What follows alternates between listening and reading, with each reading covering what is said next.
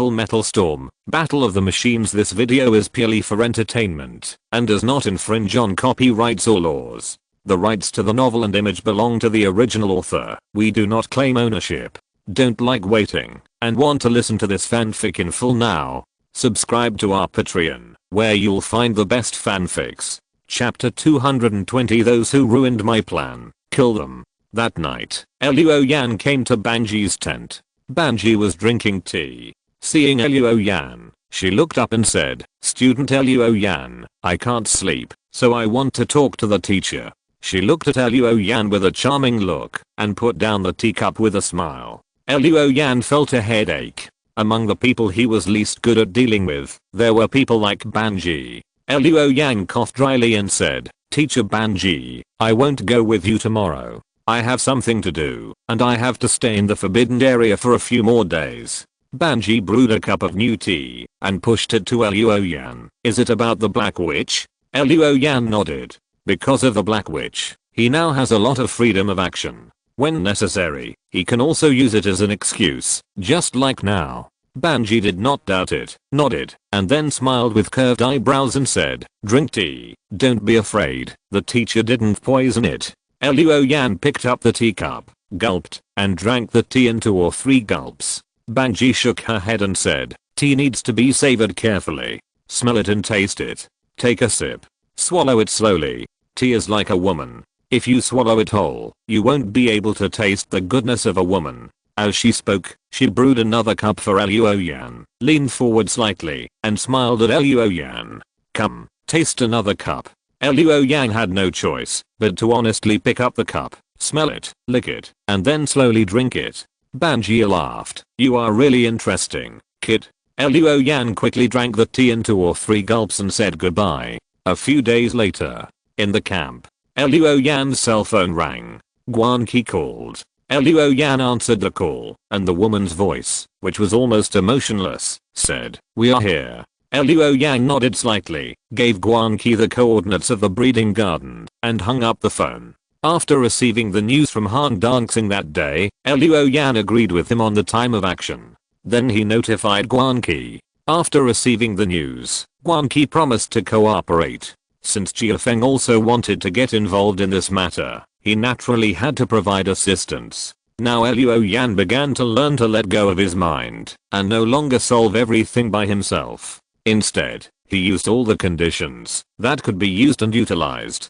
After the communication ended, Luo Yan drove the white dragon away from the camp. The mecha was covered with a grey-white camouflage waterproof cloth, which moved in the stone forest and played a good camouflage. Luo Yan also got some vines and flowers for the white dragon to hang on it these days. In this way, it is more difficult to spot the mecha from a distance. In addition, he used the secret method of Kiaolan to restrain his breath and sneak all the way. It did not attract the attention of the giant beast. He arrived at the gathering place smoothly. Han Dancing promised to send 2 mecha masters and mechs to assist Luo Yan. Not long after, Luo Yan received a communication request. After accessing it, 2 windows opened in the holographic projection on the command desk. The figures in the 2 windows were both men. One of them was of ordinary appearance, thin dark skin, dull, and had an unpleasant image. The other one had handsome features, sword-like eyebrows and star-like eyes, and was quite handsome. After the 2 appeared in the window, the former nodded slightly. The latter said with full energy, "You must be classmate Luo Yan. I'm Xing. The one with the sad face over there is my elder brother, Xing. Mr. Han asked us to help, so are we going to take action?" These 2 brothers are the trump cards in Han Dancing's hand. Han Dancing has invested a lot of resources in them. According to the information obtained by Luo Yan, the visualization skills of the Z brothers are at the intermediate level. The 2 people's Shenzang has 1 light and 1 shadow, 1 positive and 1 negative. It's quite peculiar. Luo Yan said simply, "Wait a little longer." The sunny younger brother Xing spread his hands and said, "What are you waiting for? Classmate Luo Yan, since we are all here, let's do it. My heart that wants to fight is now hungry and thirsty." Luo Yan frowned slightly. He didn't like this kind of noisy people. Another window. Zhangji said with a gloomy face. The Chu family's cultivation garden is a base for cultivating medicinal materials on the surface, but their defense facilities are first class. According to the intelligence we have obtained, they have high-speed defense turrets that use electromagnetic acceleration and alloy warheads, anti-behemoth mines, and induction radars that scan the surroundings of the base 24 hours a day, plus 3 mechs and a mobile force of more than 100 people. It's not easy for us to break in with just 3 mechs. Xing Feng leaned back, his legs already on the command platform. Then if we just wait like this, can we wait for those defense measures to disappear? Brother, you are too pessimistic about everything, and you think of everything in the worst direction. In my opinion, the Chu family will never think that someone would dare to attack their cultivation garden. Let's rush out and kill him by surprise, find the laboratory, and get the evidence. Isn't the mission accomplished? Zhangji, who has a dark complexion, said, it's bright now. Even without radar, our mechs will be discovered as soon as they approach. Wait until dark before taking action. Our success rate will increase by at least 30%. Student Luo Yan, you asked us to wait. Is it because of this consideration? Luo Yan shook his head. Xing Feng laughed. Brother, you guessed wrong. Then he said, then what are you asking us to wait for? Student Luo Yan, don't tell me that you want to back out. If that's the case, then we will act on our own, and you can come later. Luo Yan glanced at him indifferently. Then he said, my people are taking action. We will act when she has news. Before that, whoever dares to act on his own will ruin the plan. Luo Yan gently uttered a word, kill. Even through the screen, Xing Feng could feel the undisguised murderous aura. He shrank his neck, restrained his cynical look, shrugged his shoulders and said, you should have told me earlier if you had a plan. I'm not the kind of person who likes to show off. Anyway, Mr. Hong asked us to cooperate with you, and we will definitely listen to you. Isn't that right, brother? Zhangji nodded gently. At this time, Luo Yan's mobile phone received a message. In 3 minutes, the Chu family's breeding garden will be completely cut off from power, and all weapon systems including anti-monster mines will be temporarily shut down. Seeing this message, Luo Yan said in a deep voice, begin the action in 3 minutes, and enter the countdown now. An electronic second appeared on the command console and began to count down. Several kilometers away, the Chu family's breeding garden was brightly lit. The various defense turrets distributed outside the breeding garden moved their muzzles from time to time under the control of the computer. Just before the sun was about to set, all the lights inside and outside the breeding garden base suddenly seemed to be cut off by an invisible pair of scissors. Without any signs, they all went out. Even the indicator lights on the defense turrets and the anti-monster mine sensing devices seemed to have been turned off by someone. The lights went out, and the system was shut down. All equipment failed collectively. Chapter 221, Monster. Inside the Chu's breeding farm, the power was suddenly turned off, and the base was in chaos. One by one, staff members were running back and forth in the corridor. Among these people, Guanqi, who was wearing a white researcher's long coat and glasses, walked quickly. In her wireless headphones, reports came one after another. The base generator system has been shut down, and it will take 5 minutes to restart. The emergency backup system has been shut down, and it will take 3 minutes to restart. Anti-behemoth mines and defense turrets are all shut down. In the reports, Guanqi sent a message to Luo Yan while walking. Then he came to a door and swiped a stolen electronic identity card on the electronic lock beside the door. With a click, the door opened, and behind it was a staircase leading to the underground. Group 1, come with me to the underground research room. Try to get the Chu family's research files on biological weapons as soon as possible. Be careful, the Chu family may release biological weapons.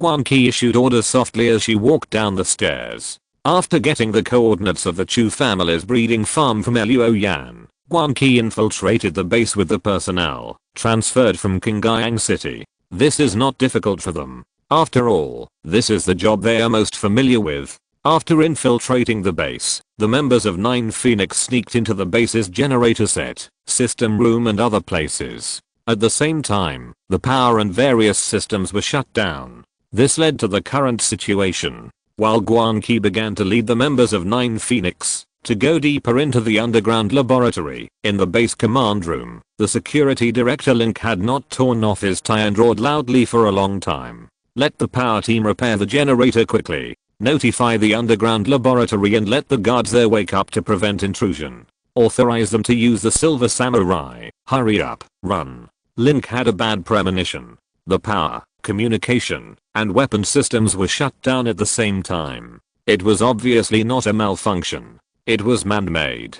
But if it was man-made, then what we are experiencing now may only be the beginning. How long will it take for the weapon system to restart? If it takes more than 5 minutes, let them restart it using the emergency protocol. Let the mechs in the base attack, to prevent the giant beast from attacking. Link issued a new order. Under the orders one by one, the command room was busy but not chaotic. However, there was no power supply, the internal system was shut down, and the communication system inside the base could not be used. Information could only be transmitted by legs, and delays were inevitable. Therefore, 2 minutes later, the door of the mecha parking bay slowly opened. At this time, someone reported, "It's not good, Mr. Lin. A mecha is approaching." The mecha is approaching at high speed. Link's face suddenly changed. The bad premonition came true. But at this time, another programmer shouted, "The emergency protocol of the defense turret has been activated. The turret system has resumed working, but it can only be used for 10 minutes with the backup power supply." Link immediately yelled, "No matter what, all turrets aim at the incoming mecha. Saturation fire coverage. Buy time for us." Before the voice fell, a thrilling whistle came from outside the command room. Link looked outside. At this time, the sunset had set, and the forbidden area ushered in the night. In the darkness, a little fire appeared and expanded rapidly. The fire first flew high into the sky, then drew an arc and quickly fell. Link's face changed drastically and he shouted, "Get down, it's a ballistic missile." The next second, boom.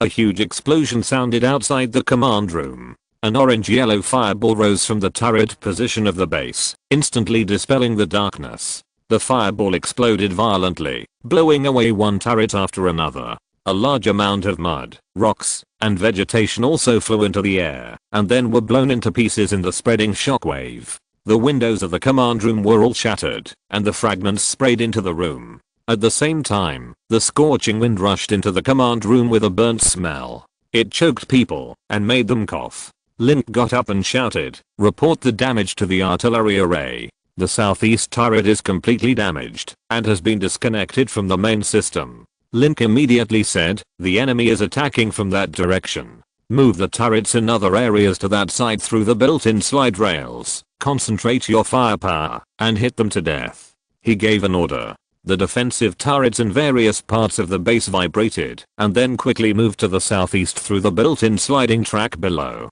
At this time, in the firelight, a mecha could be seen rushing over. The mecha was covered with a grey-white camouflaged waterproof cloth, and old vines and flowers were wrapped around the body, which was very camouflaged. Link stared at the mecha, his eyes bloodshot, and shouted, "Attack." Suddenly, thousands of cannons roared. Asterisk asterisk asterisk at the same time, in the cockpit of the White Dragon, Luo Yan, who was controlling the mecha to advance, suddenly felt a chill in his heart. He saw a faint light suddenly lit up outside the base in the darkness, and then from that light, a series of hot and bright beams of light shot out. He knew that it was the alloy warhead accelerated by the electromagnetic track, and the friction with the air produced traces. At this moment, a silver cross appeared in Luo Yan's eyes. The eye of truth was turned on. The prophet was activated.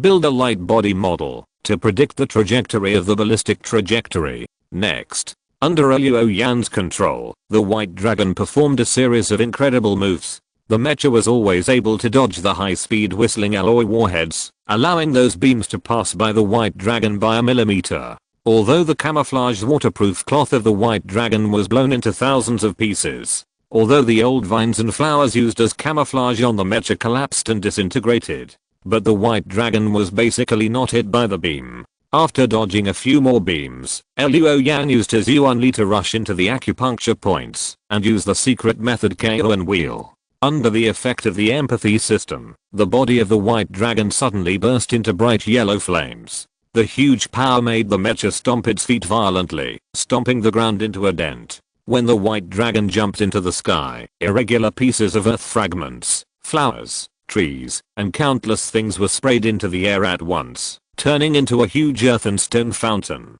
The white dragon crossed the remaining distance and crashed into the turret position at once. The mecha slid and crashed into the turrets one by one. Then he raised his Shenwei rifle with one hand and fired, and raised his longsword Podjin with the other hand to sweep across. The turrets in the position suddenly exploded one after another. Fireballs burst into life, and the orange flames continued to rise like gorgeous fireworks. The white dragon under the light of the fire was like an invincible god.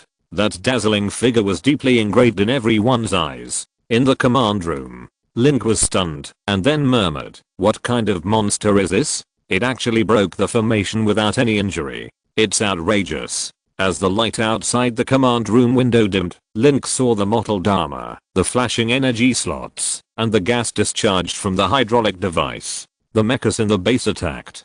Chapter 220 To the Devil. Wow, brother. Did you see what Luo Yan did just now? Is this something a human can do? Bah, that's a grammatical error. Skip it. I mean, he actually avoided all the alloy warheads. Is he still a human? Even the latest computer can't calculate all the trajectories, right? So handsome, so handsome. If I were a woman, I would definitely marry him. In the cockpit, after listening to his brother's chatter, the dark-skinned Zihangji said expressionlessly, "Attention, the base mecha is out." Suddenly, outside the panoramic window, a silver white painted mecha with distinct edges rushed over. It was his brother Zihang's mecha flying general. "I saw it, brother. Let's go. We can't let Luo Yan sing a solo show."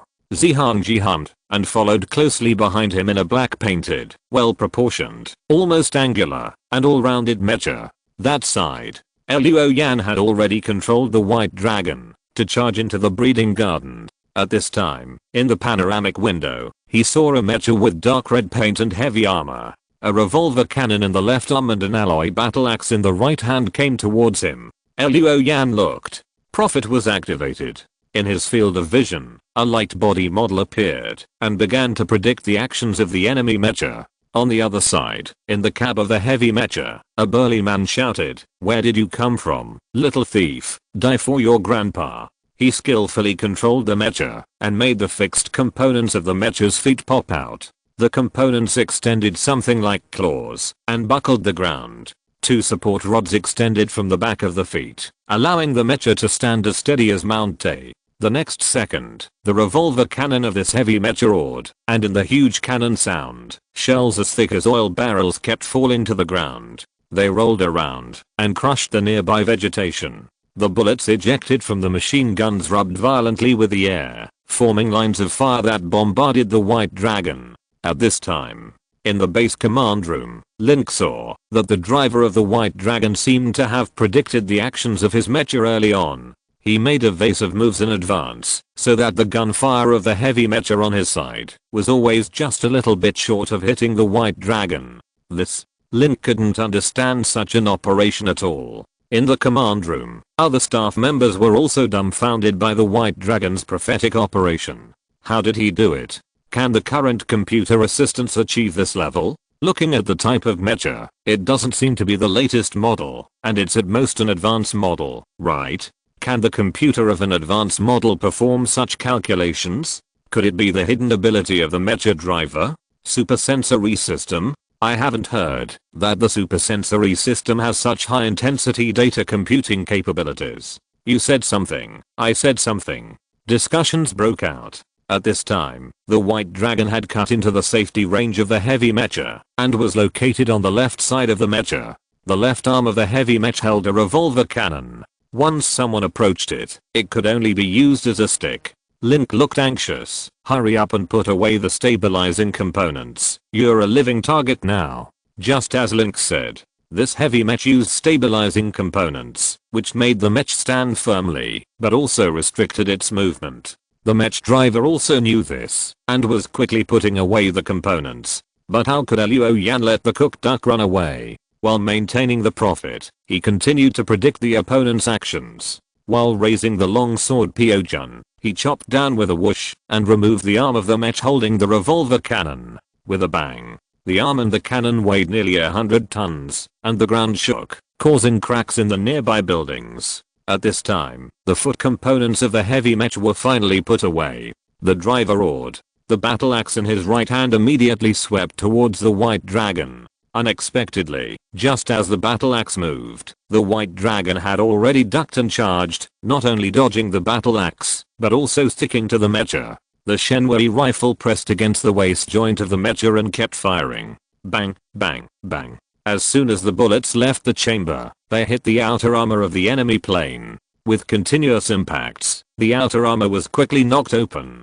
The bullets were no longer blocked and penetrated deep into the interior of the enemy plane, tearing through wires of different colors and smashing devices and parts one by one. The alarms in the cockpit of the enemy plane kept ringing, and the burly driver fell into a panic like a death warrant. In a blink of an eye, the waist of the heavy mecha was blown up, and the thick armor on the other side first bulged under the strong impact, then twisted and tore, spewing thick smoke and electric sparks, which was shocking. The heavy mecha struggled to death, and the battle axe chopped at the white dragon, but Luo Yan blocked it with a sword. Then the rifle rushed up, and the muzzle pressed against the chin of the mecha's head. In the cockpit, the mecha master's face turned green. He immediately used the emergency escape device. Before he could eject from the escape hatch, the cab began to shake violently, and then bullets from the Shenwei rifle blasted out from the ground armor. No. The mecha master only had time to scream. He and the head of the mecha were blown up by Luo Yan's rifle.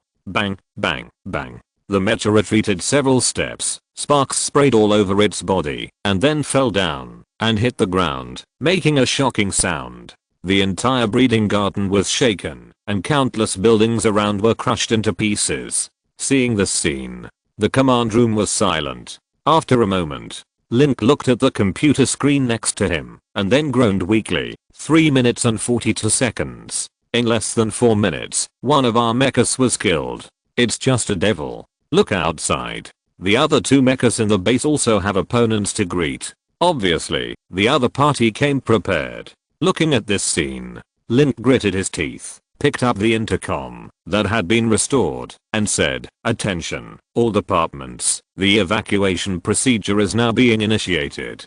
Please follow the procedure and evacuate in an orderly manner." The evacuation broadcast sounded at the base, and Luo Yan also heard it. He immediately used the eye of true suchness to scan the surroundings, and soon found an elevator patio leading to the underground. White Dragon strode over, came to a building, and swept the long sword. The sword flattened the building. Countless wall fragments were swept away, exposing the elevator patio. Luo Yan immediately took off his helmet, removed the neuron connection, and used a flying empathy instead. While maintaining contact with the mecha, he picked up the splitting star and left the cab. Asterisk asterisk asterisk in the passage in front of the underground laboratory. Gunshots, explosions, and exclamations rang out. In Guan Qi's headphones, screams of team members continued to sound. Then a report came in. "No, Miss Guan Qi. There are 2 steel monsters guarding here. We can't break through." Ah. After this report, only electronic noise came from the headphones. Chapter 223 Silver Warrior. Qingyang City. Chu's mansion. Just after dinner, the housekeeper came in a hurry and whispered a few words in Chu Zhao's ear. Chu Zhao's face changed immediately when he heard it. Then he got up and left. Chu Xianmei and Chu Xianao, brother and sister, were left looking at each other. "Brother, what happened to dad?" Chu Xianmei glanced at the exit of the restaurant. Chu Xianao has lost a lot of weight recently. The death of his only son, coupled with the biological weapon incident, the Chu family had to lie low, and he felt very uncomfortable. He couldn't eat or sleep well. He lost 10 pounds. He even had bags under his eyes. Hearing this, Chu Xianao just shook his head and said nothing. A few minutes later, footsteps were heard. Chu Zhao put on his clothes for going out, and said in a deep voice, "Something happened. Hurry up and change your clothes. We are going to leave the city. As for what it is, we'll talk about it on the way." Chu Xianao and his sister were stunned. They didn't know what kind of big thing it was that required the Chu family to leave the city immediately. There was already a sense of refuge here. A moment later, the 3 members of the Chu family took a car and headed for the exit of the underground city overnight. In the car, Chu Zhaokai said in a low voice, "Just received news that our medicinal material cultivation garden in the forbidden area was attacked." "What?" Chu Xianyao and his sister immediately cried out. Chu Xianmui even said, "Dad, then we should notify the Qingyang city officials and ask them to send out the army to suppress it. Why are we running away?" Chu Xianyao also nodded. Chu Zhao then said, "The biological weapons research laboratory is under that cultivation garden." The car suddenly became quiet. Chu Zhao did not reveal this matter even to his children. After all, for things like this, the more you know, the more dangerous it is. So Chu Zhao did not mention it to Chu Xianyao and his sister. They only knew that there was such a laboratory, but they did not expect that it was actually placed in the cultivation garden. Chu Zhao continued, "Normally, this secret will not be discovered. After all, we have formal procedures for the cultivation garden, which is a legal private territory. Attacking the cultivation garden will be sanctioned by the underground city. Only a madman would do this." Speaking of madman, a young man with black hair and red eyes flashed through Chu Xianyao mind. Luo Yan. He still can't forget that cold face. "Dad, do you think it was done by that little madman?" Chu Xianyao raised his head. Chu Xianmu's eyes changed. "Is it that bastard surnamed Luo? Yeah, he even dared to kill Yunfei. What else would he not dare to do?" However, Chu Xianmu frowned again. But how did he know that the laboratory was in the breeding garden? There was no reason, and if he didn't find the laboratory afterwards, if he does this, he will be severely punished by the underground city. Chu Zhao turned a jade ring. "Han Dangxing. I received the news. The day after Yunfei died, Han Dangxing met with the kid surnamed Luo. So, the laboratory was probably found by Han Dangxing." Chu Xianyao rubbed his face. "One madman is troublesome enough. Add Han Dangxing, that's 2. Chu Xianmui closed his eyes. "No wonder Dad has to leave the city immediately. Now the location of the laboratory is exposed. If that little madman gets the evidence of your research on biological weapons, then the underground city that originally protected us will become our enemy." Chu Xianyao looked at his father. "But, Dad, are we just going to leave like this? We are just going to throw away the hard work we put in the underground city? Han Dangxing will definitely take away our business next."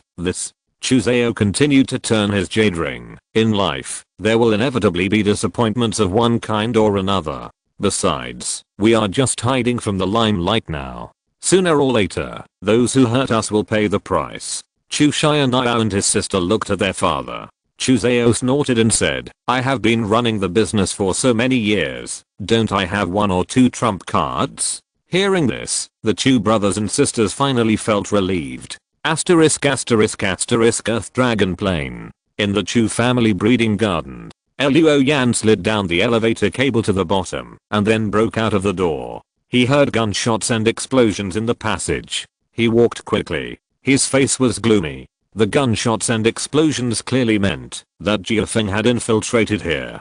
Guan Qi was so active that Luo Yan didn't think she was just cooperating with him to attack the Chu family so that the organization's power could infiltrate more into Qingyang City. "I'm afraid that woman is trying to get the biological weapon research data." Luo Yan walked quickly, turned a corner in a blink of an eye. He saw Guan Qi. She nodded and said directly, "We are blocked at the door of the laboratory." Luo Yan looked at her with some surprise. Jiuying Feng was unable to sneak in. Could it be those poisonous snakes of the Chu family? Guan Qi seemed to be able to read her mind and shook his head and said, "It's not those poisonous snakes. Look at this." She handed her mobile phone to Luo Yan. Luo Yan saw that a video was playing on the mobile phone screen. In the passage, there were 2 groups of people fighting. One side was the killer of Jiuying Feng. They were all women. The other side was 2 silver white figures. They were nearly 4 meters tall and wore armor like ancient generals, but the armor obviously had engines and energy nodes, which looked like small mechs. These 2 small mechs, one used a 2-handed sword with a red glow on the edge. The other used a double sword, and the edge of the blade also glowed red. These 2 mechs guarded the passage. preventing the killer of Xing Feng from attacking the laboratory. On the contrary, the killers of 9 Phoenix were slaughtered by them. Luo Yan put down his phone. What is this? Guanqi raised her glasses. A small mecha. Although small, but it has everything. They have everything a mecha should have. Power engine, energy node, outer armor, skeleton and even empathy system. I can deal with one of them, but I can't face two at the same time. Luo Yan nodded. I'll deal with the one with the big sword. Guanqi had no objection. Then, she saw Luo Yan put the long sword behind his back, and didn't seem to plan to use star splitting, which made her wonder. But without asking, Guanqi took out 2 silver pistols, and looked at Luo Yan. The two of them walked around the corner together, looking at the passage full of bullet holes and corpses, looking at the 2 tall small mechas at the end of the passage. At the same time, they operated their Yuanli. Bright yellow light appeared on both of them. The difference was, in the rising flames of Luo Yan, the phantom of undulating mountains condensed. In the light of Guanqi's Yuanli, a slender phantom like a woman stretched out. The figure was azure in color, with some golden patterns on its body. A red light band wrapped around the waist and arms, and as the red band fluttered, pink illusory petals fell. The 2 small mechas, called Silver Warriors by Link, immediately took up their positions when they saw another enemy coming. At the same time, they stimulated their Yuanli and condensed visions. As Guanqi said, these 2 mechas also had a sympathetic system that could increase their combat power, but they were not as large as mechas. Obviously, this was a single soldier weapon used against people, not behemoths. Looking at his opponent, looking at the small mecha, Luo Yan was somewhat tempted. If you're listening to this novel on a channel other than Fanfic World, it means they downloaded and uploaded it without effort. We cordially invite you to visit our channel, Mundo Fanfic Novelos. There you'll find the original version of this story and you can explore many other novels of various genres. We're waiting for you to immerse yourself in a world of incredible novels. Chapter 224, Knowledge that brings disaster. This small mecha is simply a set of super armor.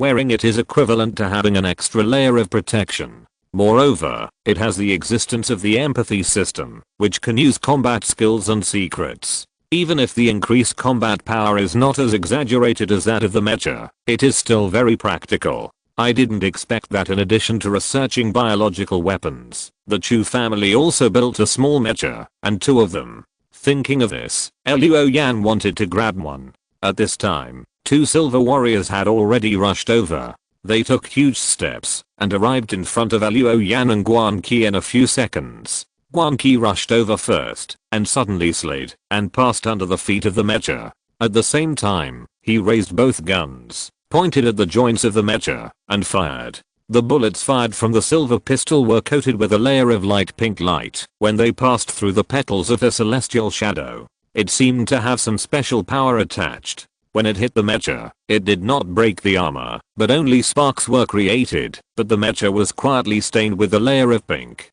On the other side, Luo Yan's eyes appeared with silver crosses. In the vision of the Eye of Truth, he saw a humanoid grey light in the mecha. The mecha controller was completely embedded in the mecha, as if wearing an exoskeleton power armor. Luo Yan could clearly read the other party's heartbeat, body temperature, blood, energy and other detailed data. Then, these data were naturally integrated into a light body model, the Prophet. Snap. The silver warrior rushed to Luo Yan, and the 2-handed giant sword plowed through the ground, leaving a gully. Another heavy upward strike, trying to smash Luo Yan to pieces. But just as the big sword was about to be raised, Luo Yan took a few steps and circled to the left side of the silver warrior with a very small amplitude. He came to the empty door, where the opponent's mecha was not protected. Then he burst out with energy and punched out. It hit the waist and ribs of the mecha. Although the mecha was shaken by Luo Yan's blast and almost unstable, it was not knocked down. He raised his sword to chop again. Luo Yan circled to the blind spot of the opponent's operator in advance and punched again. After the fist hit, the outer armor of the mecha had an obvious dent, and electric fire flickered in the gap, but it did not paralyze the function of the mecha. In the mecha, the controller was so anxious that he cursed. Luo Yan was like a dogskin plaster, sticking to the mecha and circling. Then he punched here and there. In a blink of an eye, he had already punched the mecha 6 times. He wanted to get rid of Luo Yan, but the two-handed sword used by the mecha had no advantage in this kind of small-scale fighting. The controller was also straightforward, directly releasing the two-handed sword and posing a fighting posture. The silver warrior turned around and kicked at Luo Yan. As a result, this kick naturally missed. According to the calculation of the prophet, this action was not complicated, and the opponent was only at the elementary level, so he could not give Luo Yan a surprise at all. Luo Yan took the opportunity to hit and punched, and there was a sudden roar in the passage. The fist hit the mecha again. The silver warrior took several steps back. The pilot in the mech was about to regroup. Suddenly, his right leg suddenly shook violently and exploded. Blood and flesh flew everywhere and stuck to various devices inside the mech. Bang, bang, bang. The mech pilot's body kept shaking. His left leg, hands, chest, abdomen, head. Many places kept exploding, and blood was sprayed. Luo Yan's fighting skill, Bone Crusher, 7 kills, finally broke out at this time. Bone Crusher can bypass the protection of the outer armor and directly attack the inside. This is why Luo Yan abandoned the sword and used his fists. When he saw the silver warrior, he had decided on a strategy. Soon, blood kept oozing out from the gaps in the mech. It dripped to the ground. The pilot died suddenly, the mech lost control, and the empathy signal went offline, and the silver warrior became a pile of scrap metal. Luo Yan put away his Yuanli at this time. He shook his fist. Luo Yan looked at Guan Qi. This woman was very capable, but she couldn't handle the silver samurai for a while. Luo Yan didn't wait. He didn't help. He ran into the laboratory quickly. In the hall of the laboratory, Luo Yan saw several culture tanks with green liquid floating in them. There were some embryos of unknown creatures soaked in them. In the display cabinets on the other side, 2 were empty, and 1 contained a silver samurai. But I don't know if it can be used. In addition, the staff in the laboratory had not left yet. Some of them were destroying documents, and some were copying data. They didn't even know that Luo Yan had broken in. A man who looked like a supervisor shouted, "Hurry up, Mr. Chu has ordered that the relevant information must be destroyed before leaving. Hurry up if you don't want to die." Luo Yan picked up a rifle he had just picked up at the door and fired a shot at the top of the hall. Bang! The roar of the gun startled the staff in the hall, and they screamed and fell to the ground. Luo Yan said coldly, "No one is allowed to move. No files are allowed to be destroyed, and no data is allowed to be copied. All of you stand up and line up." The supervisor shouted unwillingly, "This is private territory. You are violating this rule. The underground city will not let you go." Luo Yan pointed a gun at him and said, "Stop talking nonsense. Now, I want you to delete the manufacturing method of biological weapons and only keep relevant information, especially those related to the Chu family." The supervisor shook his head and said, "I don't know what you are talking about. We don't study any biological weapons here." Luo Yan nodded. "Who is the deputy supervisor? Or who is the person in charge of the next level? Stand up. Otherwise, I will shoot." These researchers looked at each other. After a while, a middle-aged man with a bloated waist came out. "I'm the deputy supervisor Wen Ji." Luo Yan immediately shot the supervisor in the head. Bang! The supervisor's head exploded, and white and red sprayed on a female assistant next to her, causing her to scream and faint. Luo Yan looked at the deputy director named Wen Ji. "Do as I say." Wen Ji looked at the lying director and shook his head. "Do you know what you have done? You just killed an excellent biologist." Luo Yan said calmly, "When he studies biological weapons, it is destined that the knowledge he possesses will be a disaster for ordinary people. The better he is, the more people will die. So, yes, I don't care." Having personally experienced the giant disaster and lived on the surface for 3 years, Luo Yan no longer wants this world to have things like biological weapons in addition to giant beasts. He doesn't even believe in Qingyang City. He would rather delete the manufacturing data in advance. He is unwilling to leave it to Qingyang City to deal with. Seeing this, Wei Ji could only walk to a computer and start working. At this time, Luo Yan's heart moved slightly, and he turned around and saw Guan Qi walked in. It seems that she has also solved the small mecha. Looking at the director lying in a pool of blood, he glanced at Wei Ji, who was busy. Guan Qi's voice without fluctuations rang out. Are you sure you know what you are doing? Chapter 225. Distinguishing Identity. Luo Yan looked at her, without making any statement, but just unsheathed a splitting star. Guan Qi glanced at the long sword covered with dark blue cracks, and continued, you want to destroy the biological weapon manufacturing method, right?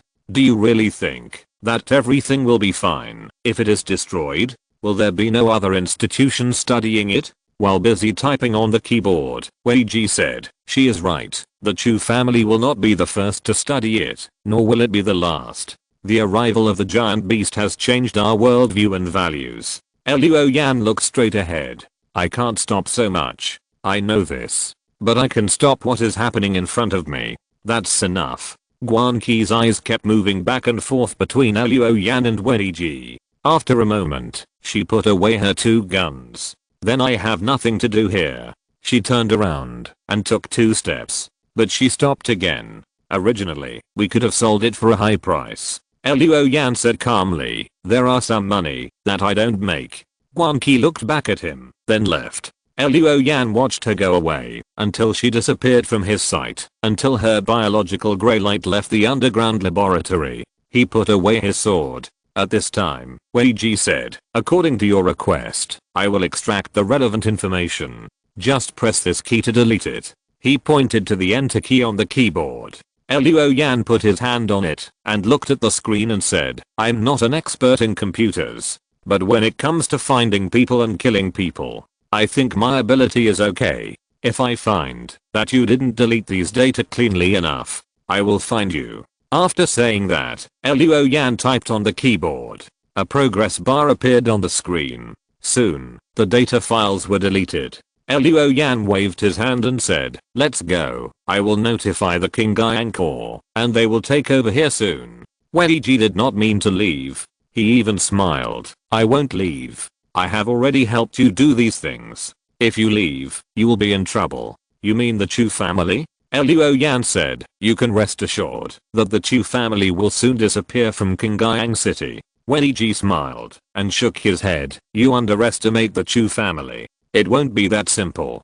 Besides, even if the Chu family is gone, there are still the Han family, the Zhao family, and the Lin family. Some of them are families or forces that want to obtain knowledge from me. Besides, they probably won't be too polite to me. So I'd better wait for the Qingyang Corps. At least, that place respects knowledgeable talents. Luo Yan did not force him, and picked up the phone to notify Zheng Guangming. He walked to the small silver mecha again. The Chu family is also researching small mechas. Wei Ji pulled her chair and sat down. This is the result of previous research, and the project was not continued later. Luo Yan was curious. Why? The cost effectiveness is too low. Wei Ji shrugged and said, building a small mecha is not easier than a regular mecha. You have fought with them. You should know that this thing is like a sparrow. Although it is small, it basically has everything a normal mecha should have. It is cheaper than a regular mecha in terms of consumables and energy.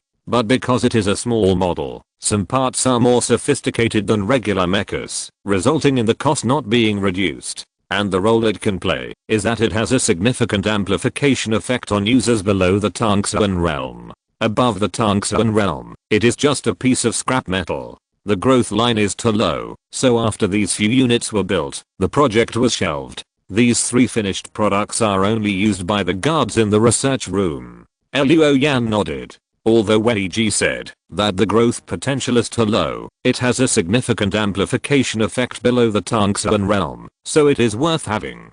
The main reason why this thing cannot be promoted is not the low growth potential, but the high cost. If the cost is moderate, some are willing to produce it. At this time, Luo Yan received a report from the Z brothers. They have dealt with their respective opponents. Hearing that the Qingyang Corps was coming, the Z brothers said goodbye and left. It was not easy to explain their identities to the Qingyang Corps. An hour later, ding ding ding, a series of footsteps sounded outside the research hall. Then, Zheng Guangming, the second squad of the Qingyang Corps, walked in with captains such as Shen Biao. When they saw Luo Yan, they all shook their heads. Zheng Guangming asked people to take over the hall and various materials, and then called Luo Yan over. Do you know how much trouble you will bring to yourself by doing this? Zheng Guangming pointed to his feet and said, this is illegal land approved by the underground city. If you attack here, it is equivalent to challenging the rules of the underground city. If there is no research room, if there is no evidence, I can arrest you now, and you may be tried in Qingyang City. Luo Yan looked at the squad leader without saying a word. Zheng Guangming looked around and snorted again. The Chu family took advantage of the trust of the underground city and secretly researched biological weapons. This time, I think that old guy Chu Zhao will spend the rest of his life in prison. He reached out and pressed Luo Yan's shoulder. On the surface, I can only pretend that you have never been here. This matter cannot be publicized, otherwise it will affect the credibility of the underground city. So, the Corps can only give you some rewards in private. Although you are too reckless, you have saved us a lot of trouble by breaking into this place and cleared up potential hidden dangers. As for your helpers, we can also pretend that we don't know and don't ask. Luo Yang nodded and pointed at the remaining silver warrior. I don't need the reward, but I hope the Corps can help me get this thing back. I want to make some adjustments, such as its paint. I want to change the main color to red. Small mecha? Zheng Guangming looked at it. Red main color. Red Ghost. Are you planning to use this small mecha in the identity of Red Ghost? Luo Yan nodded. Zheng Guangming also said, no problem. I will ask the engineering department to help you debug and modify it. That's good.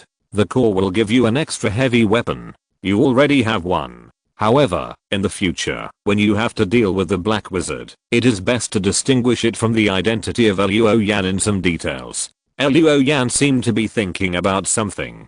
Zheng Guangming continued, your visualization and combat skills do not have too strong personal characteristics, so it doesn't matter. But if the weapons are not distinguished, it is easy to have flaws. Change a weapon, add this small mecha, at least in terms of image, you can distinguish the two identities. If you want to go deeper and subdivide it, then learn another unique skill. Unique skills that only Red Ghost can learn. Luo Yan's eyes flashed with a strange light. In addition to a belt of long rainbows, he still has eyes that cut off the flying wild goose and easy water, wind and smoke to learn. It seems that it is time to learn one of them as the killer of Red Ghost. Chapter 226. Killing relatives for the sake of justice. Qingyang City, Yuhei Hotel. The last time he came, because of Chu Yunfei, Luo Yan came to the gate and went back. Today he finally stepped into this hotel. On the third day after the Chu family cultivation garden incident ended, he returned to Qingyang City. 2 days later, he received an invitation from Han Dongxing, so he appeared in the hotel at this moment. A female receptionist in a backless dress led Luo Yan to a luxurious box. The box was unexpectedly quiet. In addition to Han Dongxing, there were only the twin sisters. They were brewing tea quietly like last time, and their movements were still so pleasing to the eye. Luo Yan came in. They immediately stood up, bowed, and said sweetly, Mr. Luo, good evening. Then they sat back. Luo Yan didn't look at the pair of beauties for a second time. He looked at Han Dongxing. He was more concerned about the balance owed to him by Han Dongxing. Come, Xiao Luo. Sit here. Han Dongxing patted the seat next to him. Luo Yan strode over and sat down proudly. Han Dongxing still looked simple. If this middle-aged man walked outside without his entourage, no one would know that he was a big shot who held the reins of a region. Han Dongxing patted Luo Yan on the shoulder and said, heroes emerge from youth. The ancients were not deceiving me. Chu Zhao probably never dreamed that one day he would fall under the hands of a young hero like Luo. Luo Yan said in a deep voice, he ran away. Yes, Chu Zhao ran away, and his 2 children also ran away. After obtaining the materials used by the Chu family to research biological weapons, Zheng Guangming immediately contacted the Corps headquarters and carried out a thunderous arrest of the Chu family without notifying the security department or alerting the ground security bureau. But he was still a step too late. The Corps law enforcement team came up empty-handed. After investigation, Chu Zhao left the city on the night the breeding garden was attacked. No one knew where he went. At this time, Han Dongxing laughed and said, "Luo, you can drive him away. That's very remarkable. Before this, if I told people that a college student could drive Chu Zhao away, who would believe it? No one. You did a very remarkable thing." At this time, Luo Yan's mobile phone rang. He glanced at the screen. His eyelids twitched slightly. His bank account had an extra 40 million work points. Adding the previous, Han Dongxing's 50 million has all been credited. At this time, the twin sisters served tea to Luo Yan and Han Dongxing. Luo Yan put down his phone and said in a deep voice, "The Chu family has not been eradicated yet." Han Dongxing nodded, "Yes, but now, there is no difference. In the past 2 days, I have taken over most of the Chu family's business. Within this month, I will take over the Red Alliance Chamber of Commerce as well. In addition, I will send someone to check Chu Zhao's whereabouts. I will notify you separately after the investigation. I believe that classmate Luo will not let them go just like that. This is natural. Luo Yan killed Chu Yunfei and destroyed the cultivation garden. There is no room for buffer between him and the Chu family. One of the two sides must die. If Han Dongxing can find Chu Zhao's whereabouts, Luo Yan will definitely kill him. No more trouble." Han Dongxing picked up the teacup, smelled the tea first, and then took a sip. Then he said, "Chu Mo, that is Chu Zhao's brother. Hey, he made a statement 2 days ago. He cut off his relationship with Chu Zhao. He also said that, if he finds Chu Zhao, he will kill his relatives for the sake of justice." With a few words, he not only saved his position, but also won a reputation. He has mastered this set of words. Han Dongxing clapped his hands at this time. The assistant who claimed to be surnamed Huang walked into the room with a smile. Han Dongxing said, "Huang's in, my assistant. It's hard to say in other places, but if you encounter any troubles in Qingyang City, just find Zhao Huang. He will handle it for you." Huang Xin immediately handed over a business card. "In the future, please give me more advice, Mr. Luo." Luo Yan did not refuse. After going through so much, he already knew that there were some things that he didn't have to do himself. He took Huang Xin's business card and wrote down his phone number. Luo Yan stood up and said goodbye. After he left, Assistant Huang Xin smiled and said, "Mr. Hong, you are very optimistic about this classmate Luo Yan. He has been with Han Dongxing for more than 10 years and knows what kind of person he is. If he didn't think highly of Luo Yan, people like Han Dongxing would not have paid the balance before Chu Zhao died." Han Dongxing smiled and said, "After the Ji brothers came back, they told me about the attack on the cultivation garden that day and mentioned that this classmate Luo had his own people. Moreover, his people were able to sneak into the cultivation garden in advance and shut down the power and communication systems at the same time. This is not simple. In short, this classmate Luo has amazing means. For people like this, there is no need. It is better to be friends. Why not spend tens of millions to make such a powerful friend? Han may not be good at other things, but his vision is still acceptable. He has been a man for so many years and has been in business. For the time being, I haven't made a mistake." The two twins took the opportunity to flatter Han Dongxing. Han Dongxing also looked very pleased. Asterisk asterisk asterisk. After coming out of Yuhei Hotel, Luo Yan received a message. There was an address in it. He put away his mobile phone, took various transportation to work, and finally came to a second-hand car dealership. He walked into the car dealership. A clerk inside yawned and did not get up to greet him. He just sat there and said, "Look around and pick whatever you want." In the car dealership, there were cars and motorcycles. It was covered with dust, and no one had visited it for a long time. It was strange that such a car dealership could still operate. Luo Yan took out his mobile phone, opened the message, and handed it over. The clerk looked at it and immediately stood up. "Wait a moment." After a moment, he gestured, "Follow me." Luo Yan followed him to the back of the car dealership. There was a large warehouse in the back. There were modified war vehicles parked. These were the real business of the car dealership. The car dealer took Luo Yan to a RV converted from a truck and threw the key to him. "What you want is on it. The Corps has instructed that this RV will also be given to you. If you need repairs in the future, you can drive here." Of course, it's not free. Luo Yang nodded and used the key to open the compartment of the RV. It was not a bedroom, but a small mecha. Silver warrior. No, this mecha is no longer the original silver and white. It is mainly red, with 2 other paint jobs, black and gold. At the same time, next to the mecha, there is a long black box, which contains a heavy weapon that Zheng Guangming promised to reward him. This second-hand car dealership is a material entry and exit point that cooperates with the Qingyang Core. Some things that are not convenient to enter and exit the dungeon through official channels will be transferred in the name of this car dealership.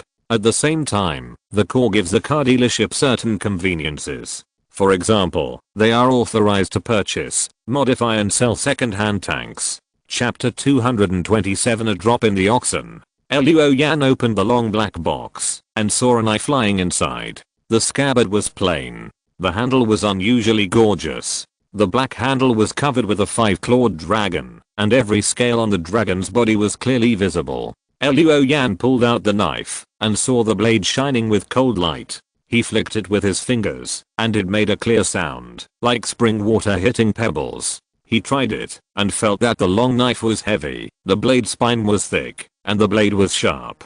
Luo Yan was quite satisfied with both the feel and the shape. Moreover, using a knife instead of a sword could further distance the 2 identities. At this time, he glanced at a note in the black box. Heavy weapon, ring dragon. Features, sharp, not easy to damage, resistant to high temperature and severe cold, a sharp blade for killing. Fighting with it can accumulate strength, and when the dragon's eyes flash golden light, it can release the dragon's power. After reading the instructions, Luo Yan was more satisfied. He put the long knife ring dragon into the scabbard. Luo Yan then went to take a closer look at the mecha. There was also an instruction manual attached to the small mecha. After reading it, Luo Yan followed the instructions and entered his biological characteristics first. In this way, his information was recorded in the biological log of the mecha. In the future, only he can start the mecha. Then Luo Yan tried to use the mecha. The small mecha is different from the regular mecha. There is no cockpit and no panoramic window. When using it, the person is embedded in the mecha and then controlled through the empathy system. Soon, the small mecha stood up. Luo Yan tried to make some movements, all of which were realized, and there was almost no delay. He used the eye capture function to open the weapon list of the mecha in the visualization window. There is a small launch cabin behind this small mecha, which can fire 6-pack incendiary bombs to achieve firepower coverage. A small rapid-fire machine gun is installed on the wrist armor of the left arm, with a firing rate of 800 rounds per minute. In addition, the armor of the left arm can be unfolded to form a circular arm shield. Of course, this is a small shield and can provide limited defense. Finally, the mecha was also equipped with an alloy sword, which had no special features and was just an ordinary weapon. This was the basic equipment for the mecha. If Luo Yan needed it, he could of course spend his own money to upgrade it. But Luo Yan had not thought of investing resources in this small mecha for the time being. It was enough to use it as a symbol of the Red Devil. Coming out of the mecha, Luo Yan tried to have wireless empathy with this small mecha, but strangely, although it also had a empathy system, it could not achieve human-machine separation and remote control like a regular mecha. He frowned, not sure why. Fortunately, this was not a big problem. Natural resonators are not cabbages. If the Red Devil is also a natural resonator, it would be easy for the Black Witch to find out his background. Luo Yan turned around and went to the car dealership and found the clerk. Squad leader Zheng said that you can still provide some services here. The clerk nodded. It depends on what you need. We can provide ammunition replenishment and vehicle maintenance. Even your small mecha can provide daily maintenance and regular system debugging. Luo Yan nodded. I don't need these for the time being. Can you help me find a warehouse that is not too conspicuous and easy to get in and out of? The staff smiled. He took out a tablet and provided 3 addresses. This is the place that meets your requirements. Take a look. I personally recommend the second warehouse. It is located in a remote area, and not many people usually appear there. And the highway can lead to the city, which is only 30 minutes away. In addition, we also provide electronic monitoring services. When you are not in the warehouse, we can help you monitor the surroundings. If there is a suspicious person, the system will notify you immediately. If you are still worried, you can purchase our butler service. We will provide a security team. They will disguise themselves as various people and appear around every day to watch the warehouse for you. If the warehouse is attacked, they will help you repel the enemy. Of course, if you die in battle, you need to pay a pension. Luo Yan was stunned. Is this still a used car business? Finally, he rented the warehouse and purchased the butler service. The term was 1 month for the time being, because he was not sure how long he would stay in Qingyang City. Hearing that Luo Yan only needed to rent for 1 month, the staff member said, "We have branches in Guangling City and Changping City. If you go to other cities and need similar services, you can also come to us." As he said, the staff member took out a card and handed it to Luo Yan. Luo Yan took it. On the card, it was indeed the words "AFI used car dealership." It was ordinary. There was no highlight. After being busy for most of the day, Luo Yan closed the anti-theft door of the rental warehouse. The warehouse was rented because the identity of Red Ghost could not be exposed. No matter whether it was a modified RV or mecha, it could not be transported back to the campus. And having a place to stay would also facilitate Black Witch to conduct internal investigations.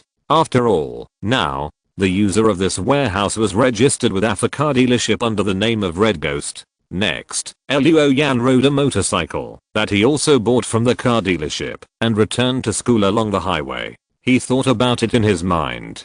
Today, he rented a warehouse, purchased services, paid a deposit, and bought a motorcycle. He had already spent tens of thousands of yuan. But compared to the money in his current account, this amount of money was just a drop in the bucket. After returning to the academy, Luo Yan's life returned to normal. Every day he either studied or practiced. After a week, he was basically able to use another unique skill, Mudu and Fei Han. So he thought he should go to Zhangzhen in the next 2 days to avoid breaking this line. It was Friday. After class, Deng Huang ran to the podium and said loudly, "Everyone, for the next 2 days of the weekend, why don't we go to Xiangxing Lake to play? It's one of the top 10 scenic spots in Qingyang City. It's so comfortable to soak in hot springs and watch the stars at night, and then drink some wine. Think about it. We finally got a holiday, but we didn't get a good rest. Didn't the class teacher say that we should combine work and rest? How about it? Are you interested?"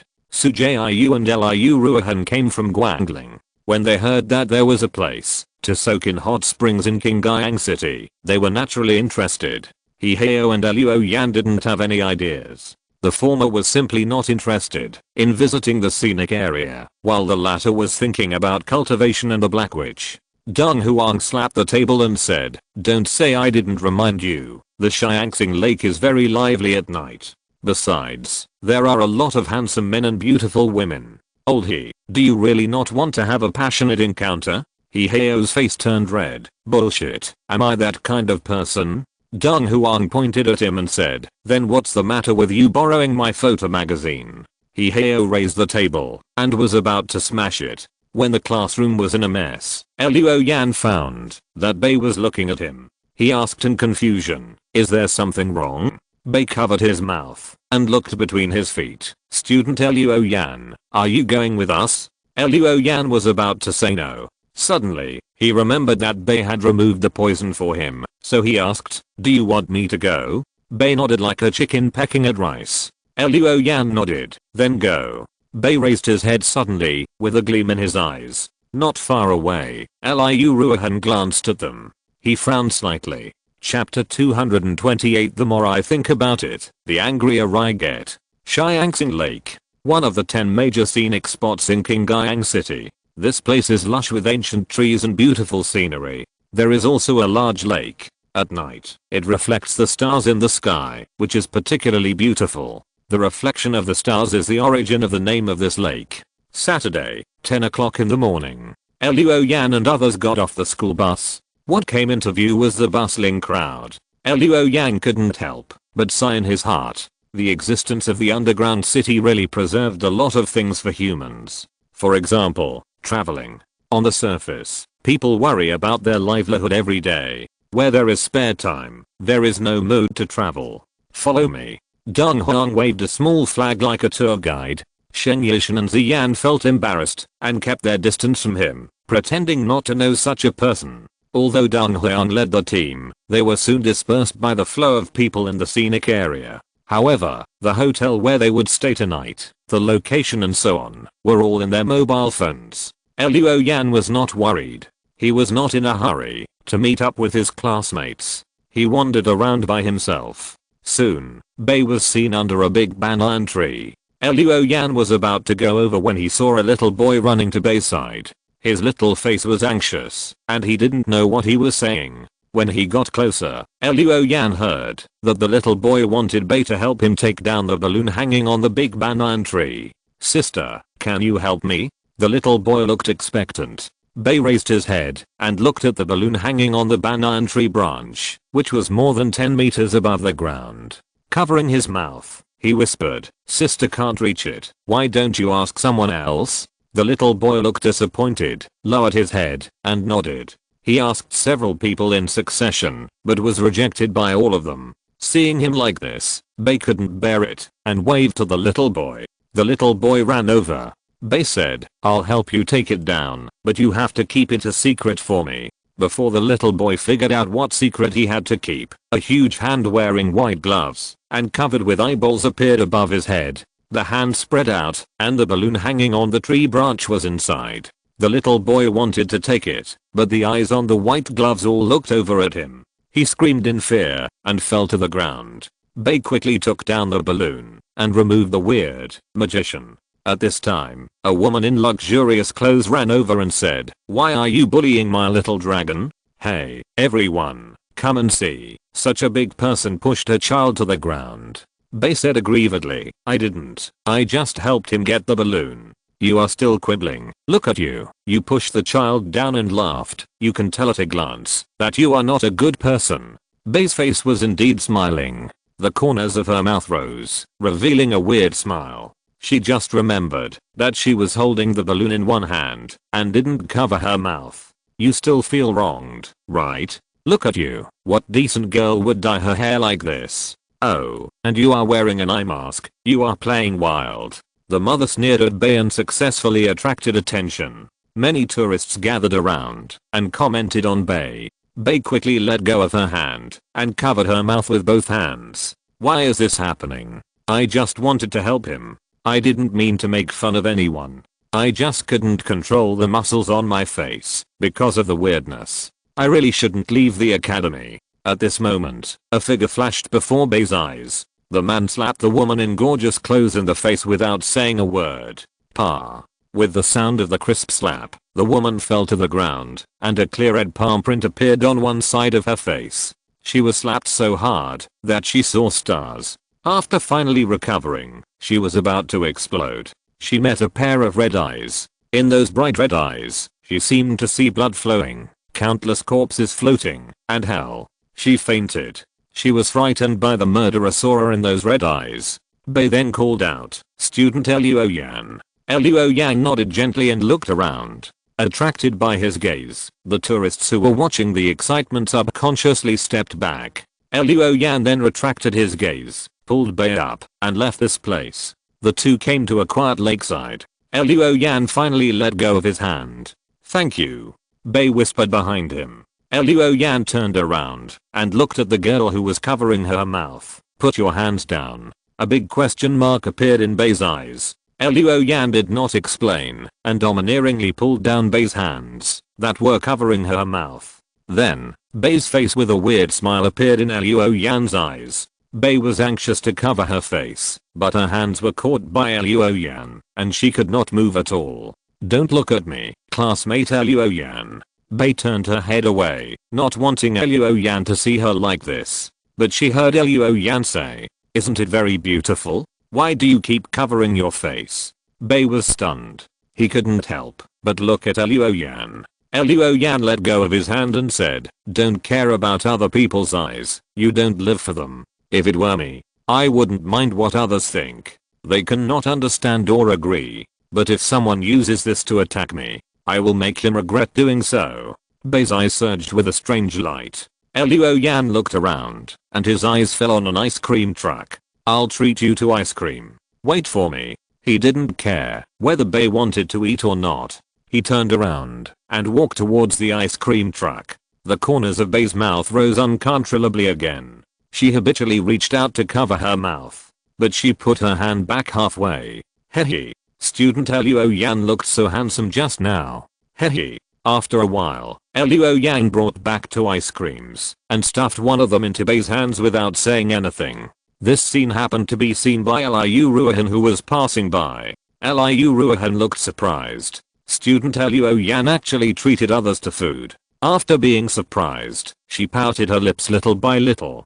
Damn it, why only treat Bei? Isn't that guy ignorant of romance? This guy really beat me when he beat me, and he didn't ask for less money. Now he actually treats Bei to ice cream? Liu Ruohan suddenly felt like she was spending money to support her boyfriend, but she caught her boyfriend cheating on her. The more he thought about it, the angrier he got. He turned his head and left angrily in another direction. After playing in the Xiangxing Lake Scenic Area for 2 days, it was Sunday evening. Luo Yan and others returned to the college. At night, Luo Yan went to the rental warehouse. He changed into a set of clothes, put on a cloak, and took the long sword Huan Lang. Then he went to the city. According to the address given by Zhang Ze that day, he found a tea house on Longjing Road. The tea house isn't teak and small in size, but it has a unique charm. When Luo Yan came in, he saw a tea doctor holding a teapot with a long spout, serving tea to the guests. He pulled down his hood, walked to the counter, and knocked a few times. 3 long and 2 short. The tea house owner, who was counting the bill behind the counter, raised his head and looked over. Chapter 229. Underground Arena. Quiet room. On the mottled wooden wall, there is a painting with only one word "Zen" on it. On the wooden shelf in the corner, there is a censer with smoke curling up. Luo Yan, who is sitting nearby, can smell the scent of sandalwood floating in the air. He sits with a knife in his arms, looking straight ahead, just like a stone statue. In another room, Zhang Ze narrowed his eyes as he looked at Luo Yan through the screen. Then he smiled and walked into the quiet room. Brother Chigi, you are finally here. I have been waiting until the flowers are about to wither. I thought you had forgotten about us. Luo Yan then raised his head.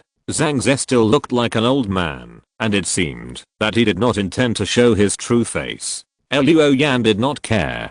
To him, even if Zhang Ze dressed as a woman, Luo Yan would be able to recognize him. Zhang Ze sat down on a throne. A pretty woman brought 2 cups of tea. Luo Yan did not touch them, just said, "I need money." Zhang Ze laughed. "No problem. I have a job that can make money here." Luo Yan looked at him.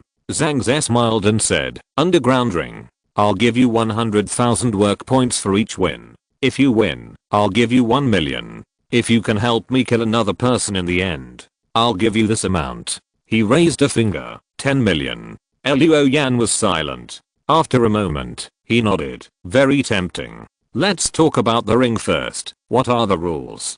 Zhang Ze shook his head. There are no rules. The only rule is to kill the opponent. Of course, if the opponent is willing to surrender, you are willing to accept it. That's fine.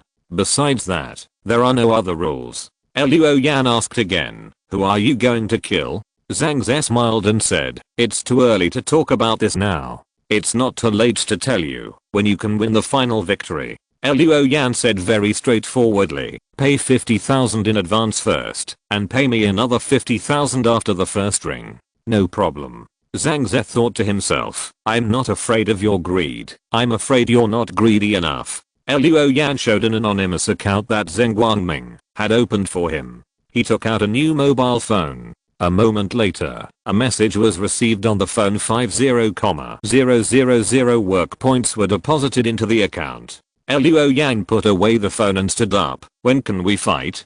"Tonight. Now." Zhang Ze clapped his hands, and Wen Zhao, who was wearing a purple robe and a Taoist hair bun, came out. "Take Brother Chigi to Zilao." Wen Zhao nodded and smiled. "Brother Chigi, please." Luo Yan held the knife and left with the fake Taoist priest. After they left, Wei Junai appeared, looked at Zhang Ze, and said softly, "Captain, Isn't Zilao the territory of Team 1? Zhang Ze took a sip of tea. He said lightly. That's right. Yukiishu, that woman, likes to use the underground arena to absorb new blood. If Chigi wins in the underground arena, Yukiishu will definitely absorb him. At that time, I can use Chigi's knife to chop off Yukiishu's head. Wei Junai frowned. I thought, if the red ghost chopped off the head of the captain of Team 1, would he still be alive? Zhang Ze didn't look up, but as if he saw his expression, he said, Junai, I know you feel uncomfortable. I feel like I owe the red ghost a life. But those who accomplish great things need to be unconcerned about trivial matters. This matter is related to whether I have the opportunity to become the head of the branch, so you don't ruin my big plan. Wei Junai could only bow his head and say yes. Asterisk asterisk asterisk in the car. Luo Yan held the knife and said nothing. The window reflected the lights and feasting. Not long after, the car stopped. Wen Zhao next to him smiled. Brother Red Ghost, we are at the red building. Get off the car. Luo Yan looked up. In front of him was a small wooden building, which was indeed painted vermilion, but it didn't look like a place for underground fighting. Wen Zhao smiled and said, this underground fighting is naturally underground. At this time, a short man trotted over and nodded to Wen Zhao. Wen Zhao covered his mouth and nose with his sleeves, with a look of disgust, and then said a few words to the man. Then he said to Luo Yan, Brother Chigi, follow him in. Everything has been arranged for you. Come on.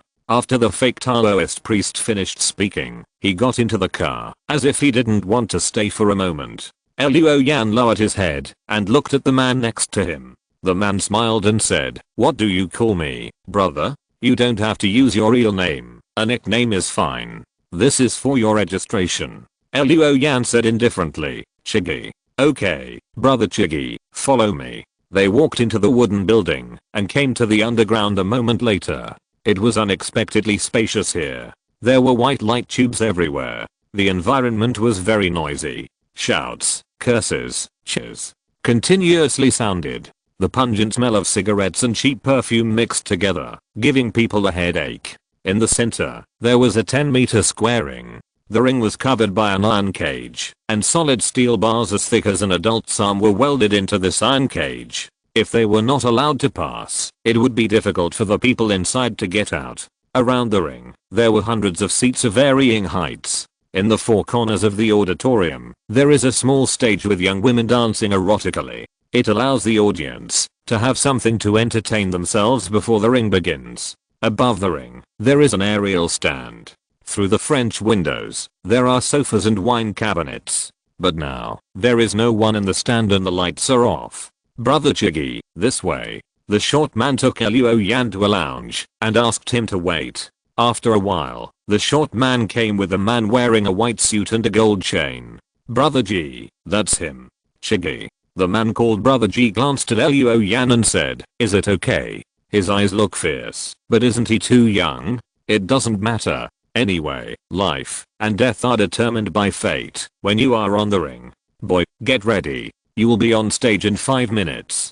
5 minutes passed quickly. Wearing a cloak, a hood, and holding a long sword, Luo Yan was led by the staff to the outside of the ring. Several young ladies in revealing clothes and fragrant bodies rubbed and touched him, using the most primitive movements to arouse the emotions of the audience. Finally, an electronic board was raised, on which the words Red Ghost flashed. Ladies and gentlemen, this is our challenger tonight, the scary name Red Ghost. He will challenge the champion of our 10th ring, Iron Fist Feng Te, who has killed 5 challengers in a row. When the host introduced Luo Yan, the audience raised their middle fingers to Luo Yan and shouted, what Red Ghost, White Ghost, Little Ghost, go home and eat your mother's milk. Red Ghost, eat shit. Kneel down and beg Iron Fist to spare you. Maybe you can go back alive. Insults, ridicule, and ridicule. Luo Yan was unmoved, like a clay Buddha without temper. At this time, a man walked out of the field on the other side. The other party was shirtless, with knotted muscles all over his body, and wearing a pair of iron gloves. As soon as he came out, the audience erupted in cheers like a tsunami. Feng Te, we will win. We will win. Chapter 230 Spring Thunder. Amid the cheers of the audience, Luo Yan looked up at his opponent. The Eye of Truth was activated. Reading the information. Feng Yangfu, 38 years old, professional boxer. Second level of primary realm, divine treasure, stone skin. At this time, Luo Yan was pushed by someone. It was Brother Ji who had brought him here just now. Go in. Only those who are alive can come out. Luo Yan nodded and took the knife to the stage.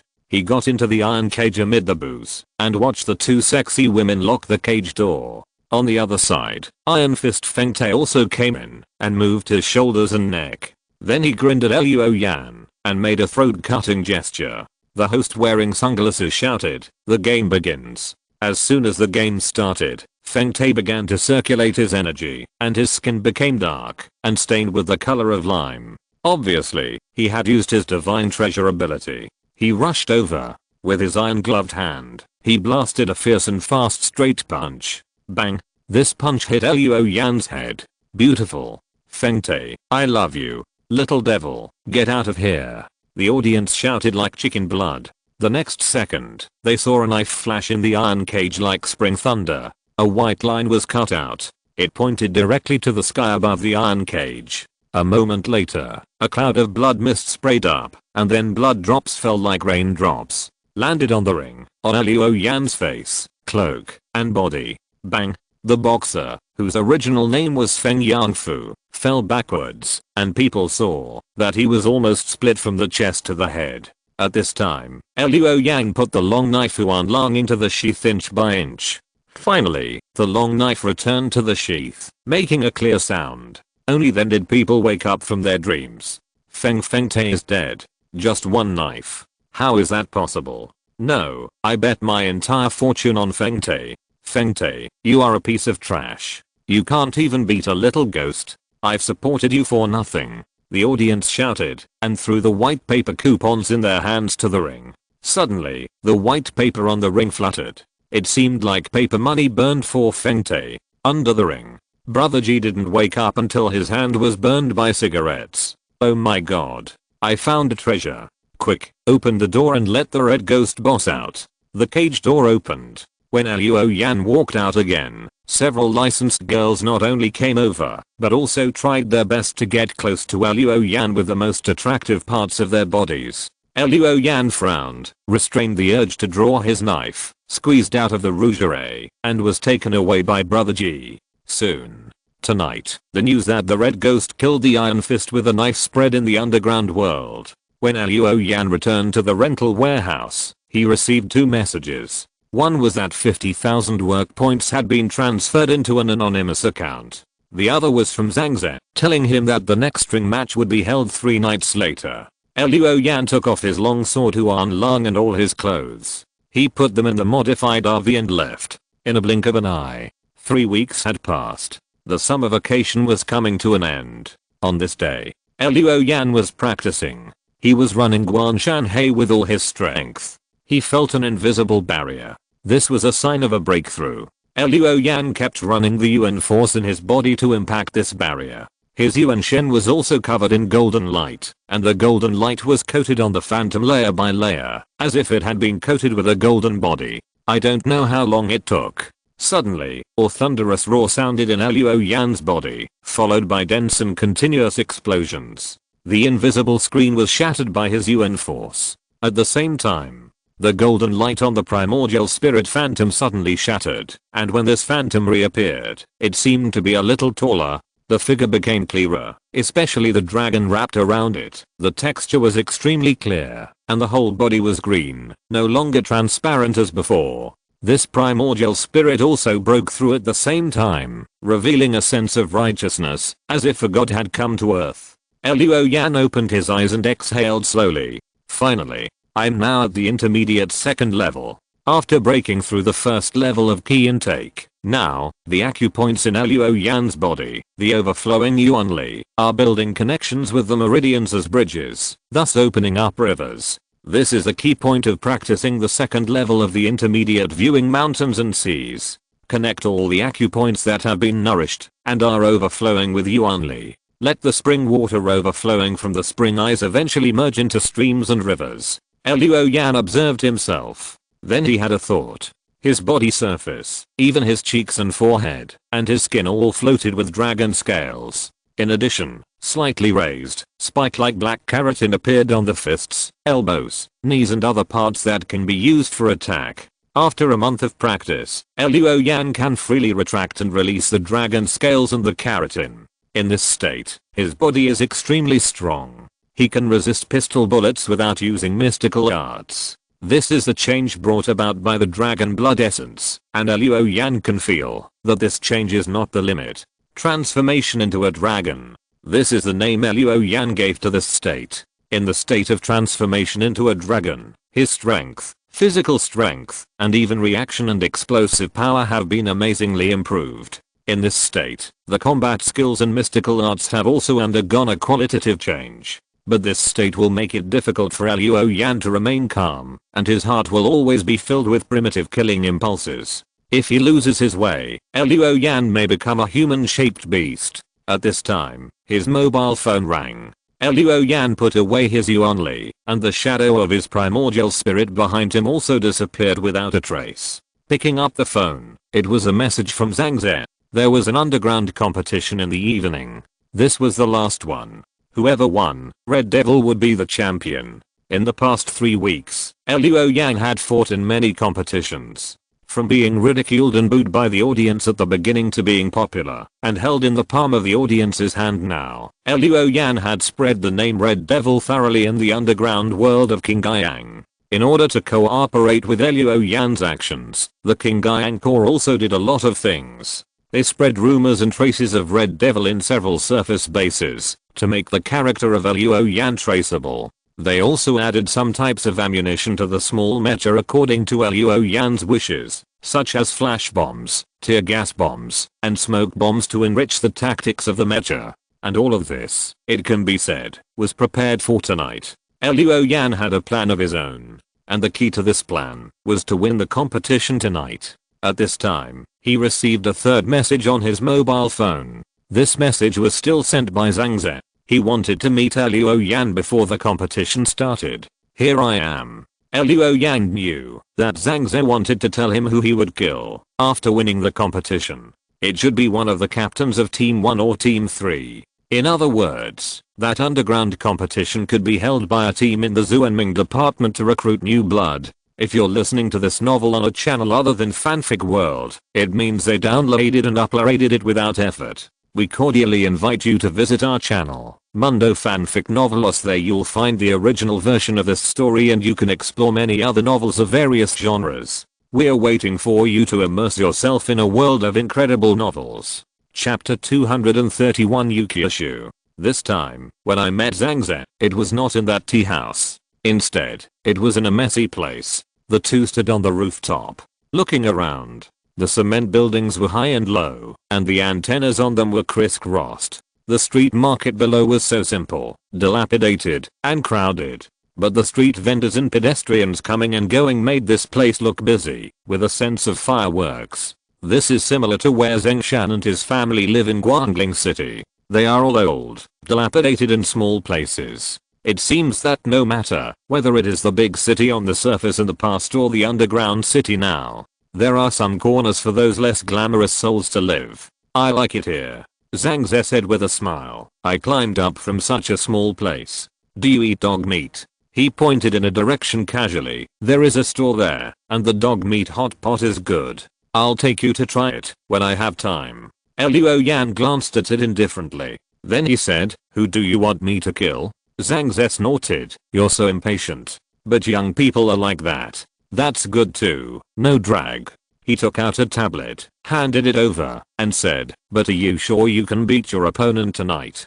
Tonight's match won't be easy. This guy nicknamed Zuanwu also has a nickname called Iron Turtle. This guy's fighting method is to hide himself in a turtle shell, and at the same time, he practices a kind of martial arts that is more resistant to attacks.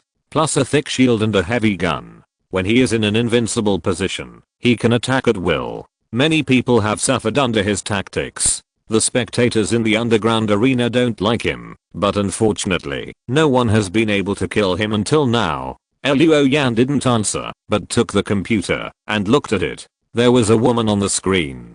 Her black hair was cut in an asymmetrical style to her shoulders. Her facial features were soft, and her eyebrows were long and straight. Her eyes were bright, like a pool of autumn water. She was wearing a white suit, which was unique. Is this my target? Luo Yan raised his head. Zhang Ze nodded. Yukioshu, the boss of Zilao, the organizer of the underground ring. She will look for some good players in the underground ring every year. If you win the ring tonight, Yukioshu will meet you. At that time, you will kill her for me. I'll give you 10 million. Luo Yan returned the tablet. Old rules. 5 million deposit, and the balance will be paid after the deal is done. Simple. Zhang Ze took out his mobile phone and started to make payments. Don't you ask why I killed her? No need. As long as there is money. After speaking, Luo Yan looked at Zhang Ze. Of course. In fact, he was reading the man's mind. Very good. I like people who only ask about money and not other things. Kill Yukioshu, the captain of Team 1, and I will have less resistance to becoming the head of the branch. As for the one in Team 3, I will kill him if I have the chance, and it doesn't matter if I don't have the chance. After I swallow up Team 1, who else in the branch will be my opponent? My time is finally coming. Beep. The phone rang. 6 million arrived. Luo Yan glanced at Zhang Ze. The latter smiled and said, prepay for tonight's fight. I have confidence in you. In the past 3 weeks, Luo Yan found 8 fights and got 800,000. Adding the current 6 million, there is a total of 6.8 million in his anonymous account. It is enough to buy a super reliever. Fortunately, the giant beast strategic house promised that, as long as he assisted in the investigation of the Black Witch, he would be provided with the super reliever for free. Otherwise, the hard-earned money could only be used to prolong his life. Put away the phone. Luo Yan went downstairs. Zhang Ze shouted, let's eat hot pot together tomorrow night. Luo Yan did not answer. That night. Zilao. Underground fight hall. Come on. Come on. Make sure you win. Tonight, Red Devil fights Black Tortoise. Who has the sharpest sword or the hardest shell? The outcome will be revealed tonight. The ring has not started yet. The atmosphere is already extremely hot. In the past 3 weeks, Red Devil has been invincible. No matter who the opponent is, he kills them with one sword. The audience is very excited. But tonight, the outcome is unpredictable. After all, Black Tortoise has been the champion for a long time, and that turtle fighting method is still unsolvable. Overall, the chance of winning is greater. Therefore, the odds of Red Devil are higher. The sky stand of the ring is brightly lit tonight. Not long after, the door opened, and women in white suits walked in. These women all had long hair combed back, with ponytails reaching their waists, and each of them carried a tang horizontal sword. They lined up on the left and right of the room. Then a figure walked in. Black hair was shiny, and eyes were like autumn water. It was Yukioshu, the captain of Team 1 of the Xuanming division. Yukioshu, who looked about 27 or 28 years old, had a slender figure, soft features, and a smile on her lips. She sat down on the long sofa. From the collar of her suit, you could see her delicate collarbone and a faint snow-white chest. There seemed to be no other clothes under her suit. She took out a lady's cigarette like a man, and a man in a white suit lit it for her. Then Yukioshu exhaled a puff of smoke. Red Ghost, what's your background? At this time, a woman from the wine cabinet brought a plate and placed the palm-sized porcelain jar inside on the alcohol lamp to heat it, and then placed a small white porcelain cup. Another woman came out to report adventurers and poachers from the surface, active in many bases and forbidden areas. I just came to Qingyang City recently. I rented a warehouse and own a modified RV. Yukioshu waved her hand gently. She picked up the porcelain jar with 2 slender fingers and poured the transparent liquid into the cup. The aroma of wine immediately filled the air. It turned out to be a bottle of white liquor. Interesting. She lazily picked up the small porcelain cup. If he wins tonight, bring him to see me. After saying that, she drank the wine in the cup bit by bit. At this time, the host of the ring came out, and after a speech, he did not waste words. He shouted, since the ring has begun, let's scream and cheer. Please welcome our champion, Xuanwu. At this time, the lights in the hall turned off, and then a beam of light hit the exit of a passage. There were shadows surging there, and after a moment, a burly figure walked out. It was the champion Xuanwu. This man was wearing a complicated and extremely heavy black armor.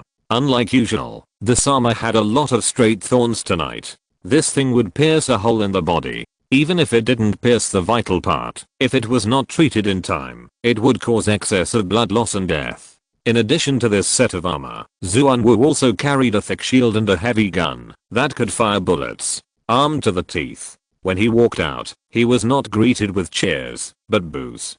Damn it, Xuanwu, are you a man?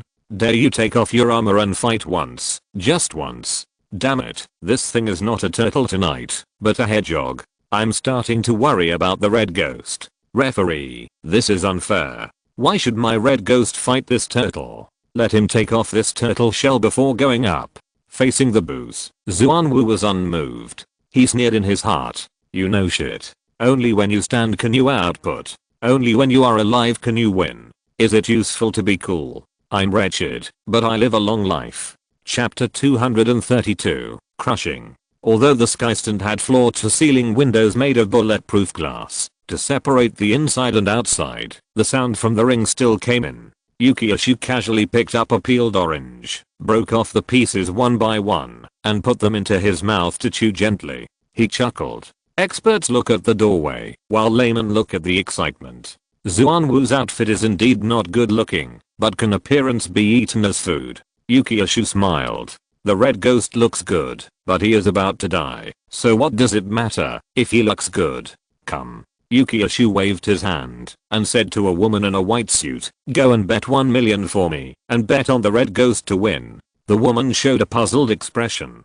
Just before she said that the red ghost was good looking, she bet on the red ghost to win. This operation was incomprehensible. Yukiyoshu said lightly, just looking for some fun. You want excitement, don't you? The woman in the white suit nodded and left. After a moment, in the ring, the host raised his hands and signaled the audience to be quiet. Then he raised the microphone and shouted, next, please welcome tonight's challenger, Chigi. I believe everyone is familiar with Chigi. Yes. Who is the biggest dark horse in this ring? It must be Chigi. Iron Fist, Storm, Wukai. All the famous ringmasters have been defeated by his sword. Will Xuanwu be a surprise tonight? Let's wait and see. At this time, a beam of strong light fell on another exit. The cheers of the audience sounded like a tsunami.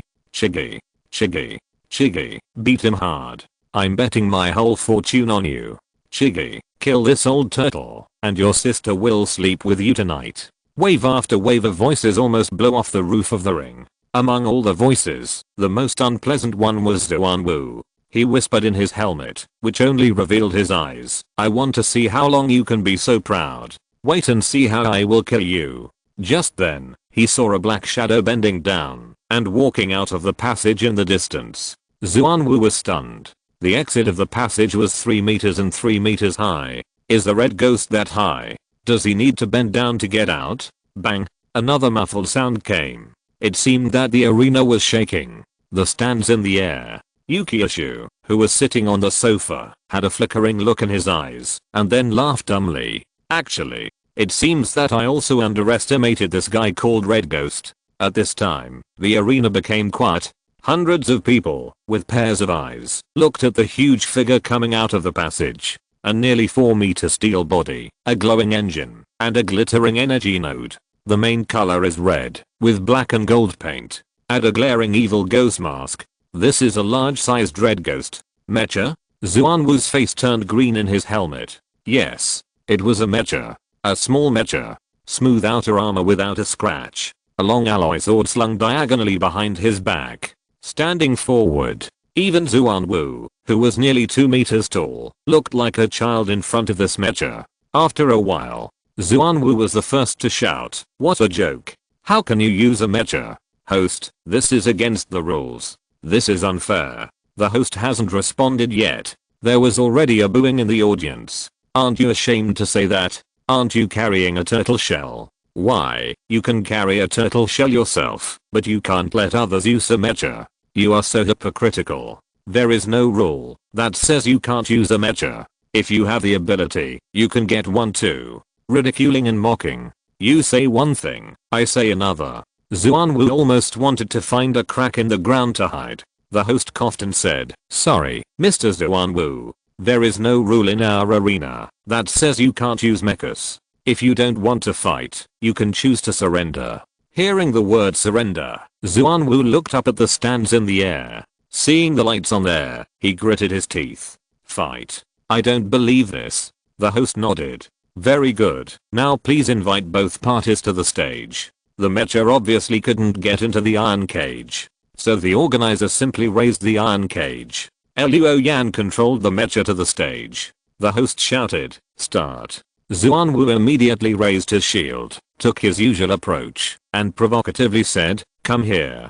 Don't think I'm afraid of you, just because you have a mecha. See my gun. Wait, it will stab into your body. Throw you down like garbage again. In the mecha, Luo Yan was indifferent. His eyes were calm, like a deep ravine. He used the eye capture function, opened the mecha weapon list, and selected tear gas bomb. The next second, the launch bay behind the mecha opened, and with a light sound, a tear gas bomb was fired out, exploding above Xuanwu's head, and smoke rolled down. As soon as Xuanwu raised his head, his eyes felt hot, and tears flowed out in pain.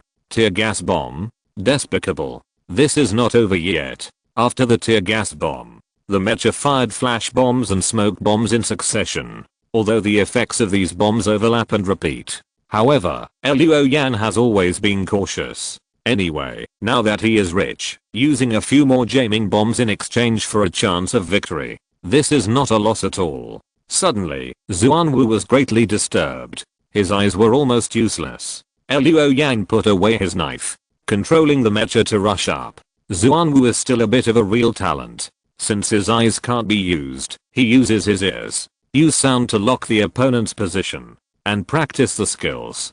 Coincidentally, he also used the viewing mountains and seas. As his yuanli rose, he condensed the shadows of thousands of mountains, which was the atmosphere of the primary grade perfection. At the same time, he erected a thick shield to protect himself. Just after doing all this, suddenly, he felt his feet off the ground. It turned out that Luo Yan was controlling the mecha, and lifted him up directly. Then, he smashed him to the ground fiercely. Bang! The ring was broken into pieces, and the foundation was surging.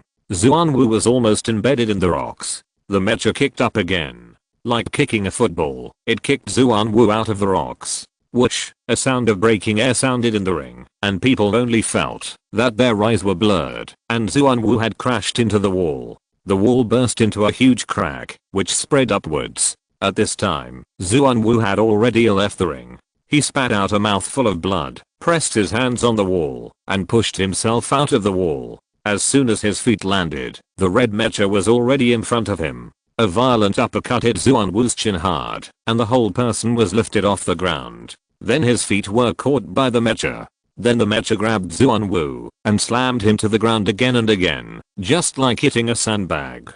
Bang, bang, bang. Xuanwu's armor began to deform, the thorns broke, and the heavy shield had slid to the side.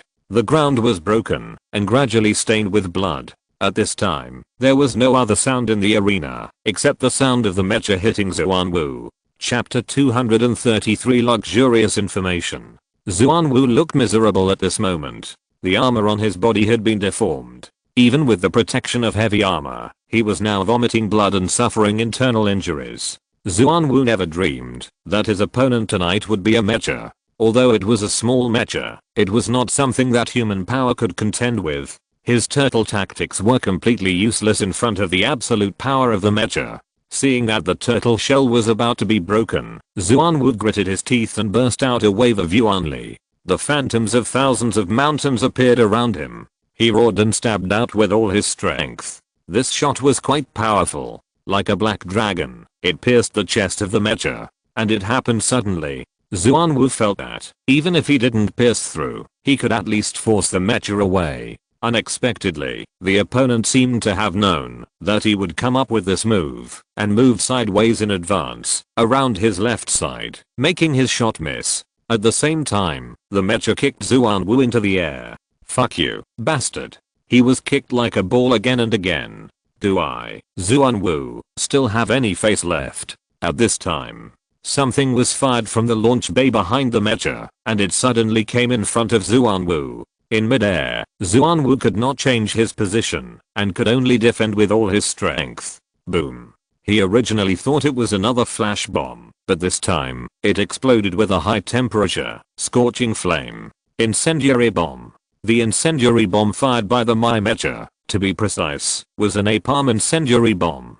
Although the chemical materials such as the viscosity and white phosphorus it used were not as good as conventional shells, as soon as it exploded, Xuanwu disappeared in a cloud of fire. The shock wave of the explosion extinguished and shattered a large number of light tubes above the arena, and people retreated with exclamations. Then a ball of fire fell. Xuanwu, even though he had fallen to the ground, the flames on his body were still burning. The effect of the viscosity made it difficult to extinguish the flames, and the presence of chemical materials such as white phosphorus made it even more bone corroding. Although the flames were not enough to melt Xuanwu's armor, the man wrapped in the armor was now only a handful of bones. After a while, the host shouted in panic, "Quick, put out the fire." A team of gym staff rushed up and put out the flames on Xuanwu with a fire extinguisher. The host was relieved. Then he announced loudly, "Tonight's winner is Chigi." The audience came to their senses and looked at the mecha in the middle of the venue, and then a tsunami-like sound wave broke out.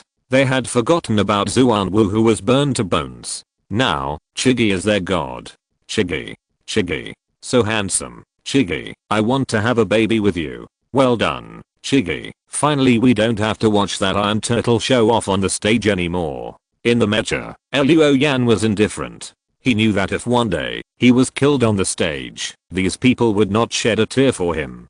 For them, whether he or Xuanwu, they were just tools to stimulate their senses and entertain them. Next, Luo Yan looked at the sky stand in the mecha. At this time, the host came over and knocked on the mecha.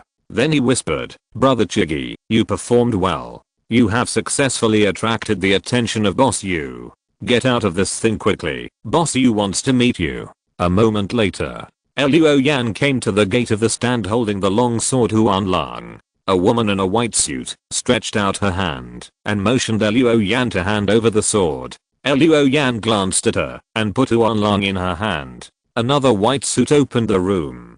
The light inside the door was dim, with psychedelic colored lights on. On a sofa not far away, there was a seductive panting sound. Luo Yan, who had just killed someone, had a savage look in his eyes. He scanned around, and the two women entangled together did not stop him for a second. He quickly locked onto another woman, Yushu. She was holding a white porcelain urn, looking at the two beauties opposite, with a smile on her face. Then she looked at Luo Yan, "Younger than I thought. I didn't expect that the red ghost who kills without blinking an eye is just a big boy." Luo Yan's eyes swept across her smooth neck, delicate collarbone and the faint gully under her collar. Then he asked, Yushu. "Humph, how dare you?" The women in white suits in the room all looked at her coldly and drew their swords. But Yushu was unmoved. She poured a small cup of white liquor from the porcelain jar, took a sip and said, "It's me." During this process,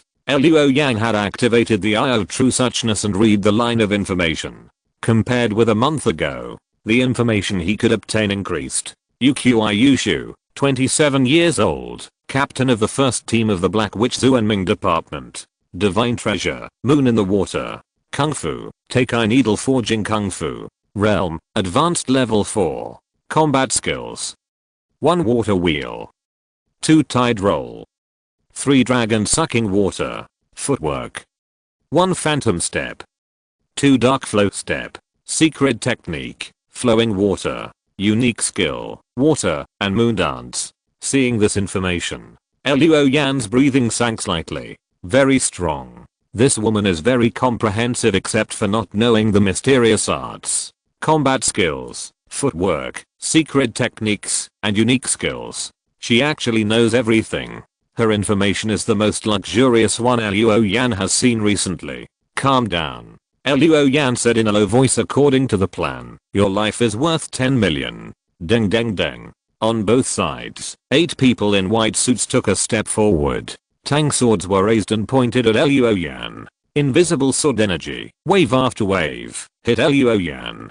on the sofa. The woman who put down the wine glass was slightly stunned and then blurted out, "So little?" Then she laughed. "Which bastard offered such a low price? This is obviously looking down on me." Yukiyashu poured himself another glass of white wine, as if nothing had happened. Then he looked at Luoyan. "What do you want?" "Black Witch, Zuanming Department, the position of Captain of Team 7. And your support," Luoyan said without blinking. Yukiyashu's eyes were filled with tears. "You want a lot. So, did Zhangze ask you to kill me?" Luoyan said directly. "Yes." Yukiyashu's eyes moved, and the corners of his mouth curled up. "Then why did you betray him? Do you think I would support a traitor?" Luoyan's muscles twisted slightly, and he said with anger in his eyes, "Before he asked me to kill you, he didn't tell me that you were the captain of Team 1. This is clearly using me as a knife. What should I do with the knife after it is used? I think you know it very well. In this case, why should I work for him?" Yukiyashu stretched out her slender fingers and gently stroked the rim of the wine glass. "Then how did you know that I was the captain of Team 1? Luoyan said bluntly. "Secret. I won't tell you. But you know that I was not wrong, right?" Yukiyashu picked up the wine glass. She drank the wine in the glass slowly. This time, she drank it very slowly. When she put down the glass, she smiled. "Well, you succeeded in impressing me. I'm very interested in your secret. I also admire your style of selling Zhangze without hesitation. It seems that in the future, if I want to use your knife well, it is best to have unreserved trust in you. Otherwise, Zhangze today will be me tomorrow. But is it so?" Chapter 234 Target. This is a life-threatening question.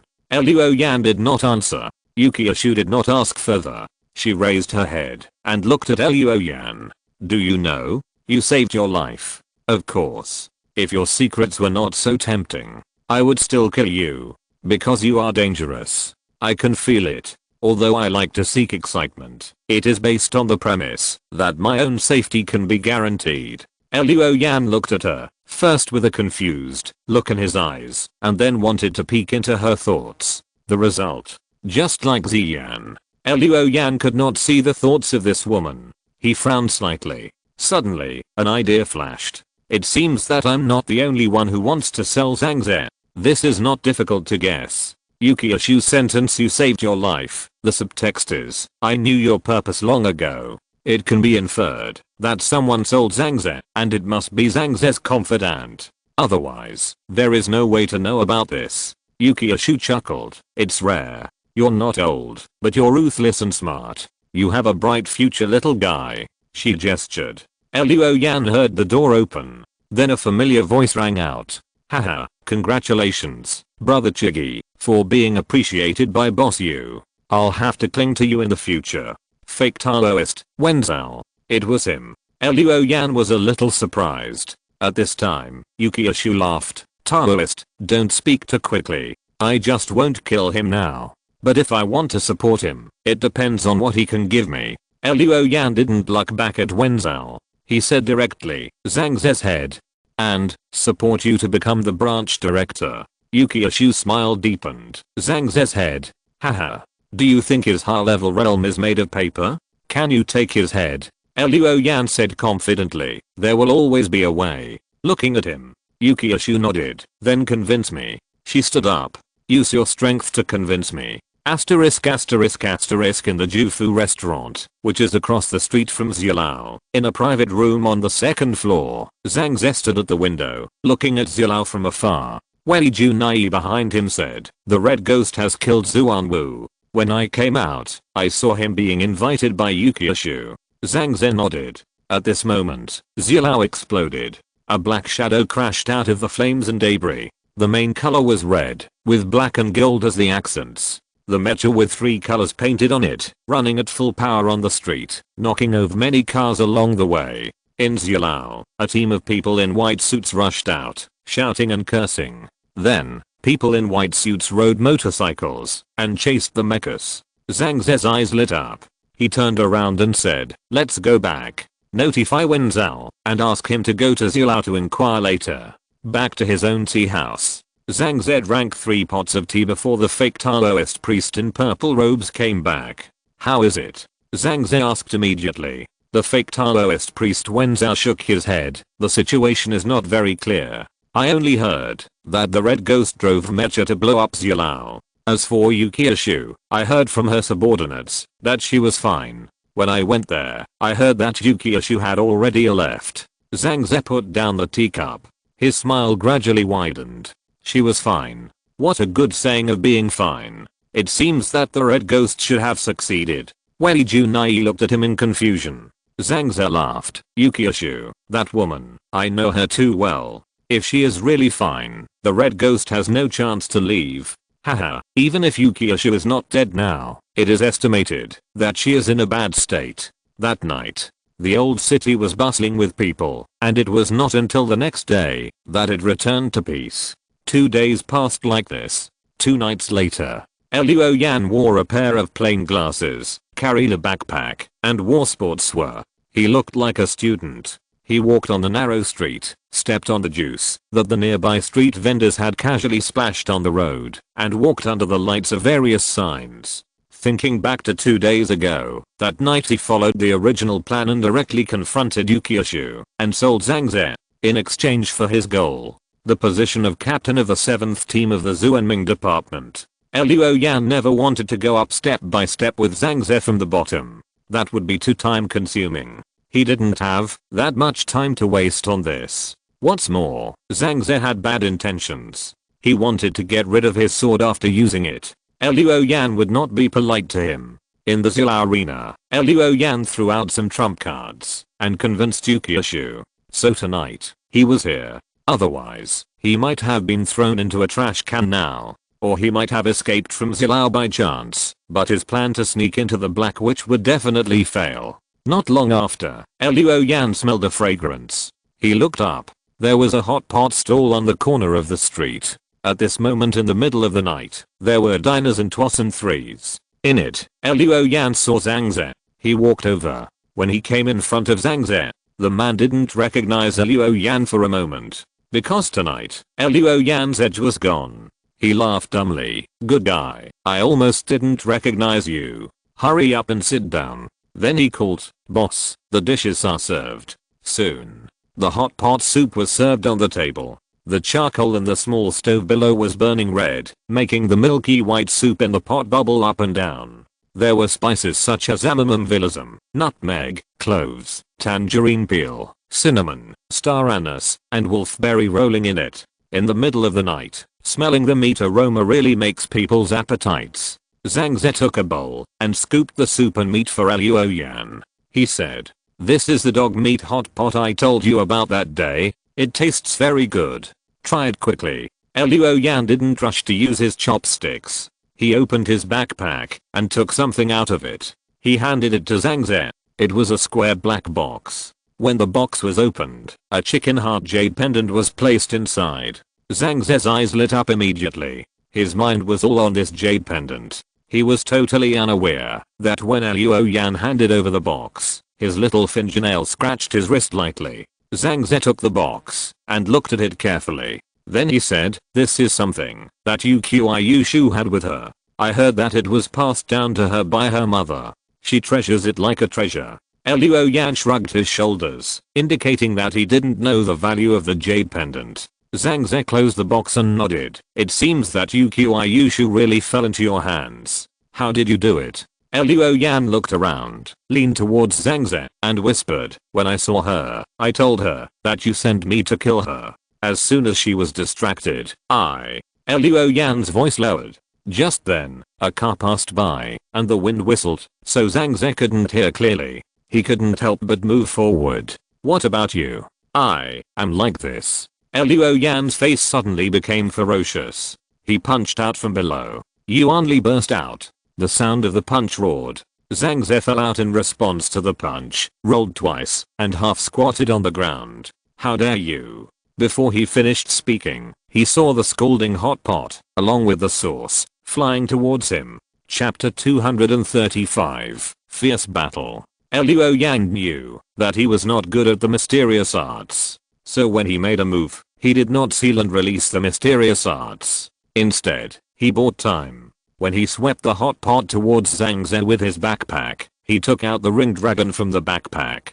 Clang, a knife sounded. In the hot pot food stall, everyone felt a chill all over their body, and their hair stood up.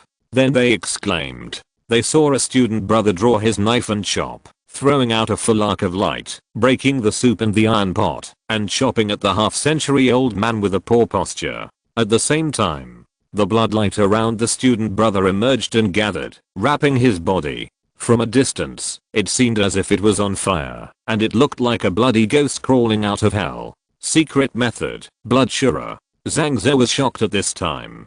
He was angry at being betrayed by the red ghost, and he was also shocked to see the second secret method of the red ghost. He really didn't expect that this young poacher actually possessed two secret methods. Not knowing the effect of the secret method that the red ghost was using now, Zhang Ze did not dare to neglect it. Activate the technique. The air temperature dropped suddenly, and the soup in the air and the water at the feet all condensed into a thin layer of frost. Skill, Zuan Mingbing glue. Just when Zhang Ze was about to resist the attack, or even fight back, suddenly, his heart suddenly ached, the flow of his internal energy was interrupted, and there was a little backlash. But more seriously, it was like being poisoned, and the blood he spurted out actually contained little blue spots. That's right. Zhang Ze was indeed poisoned.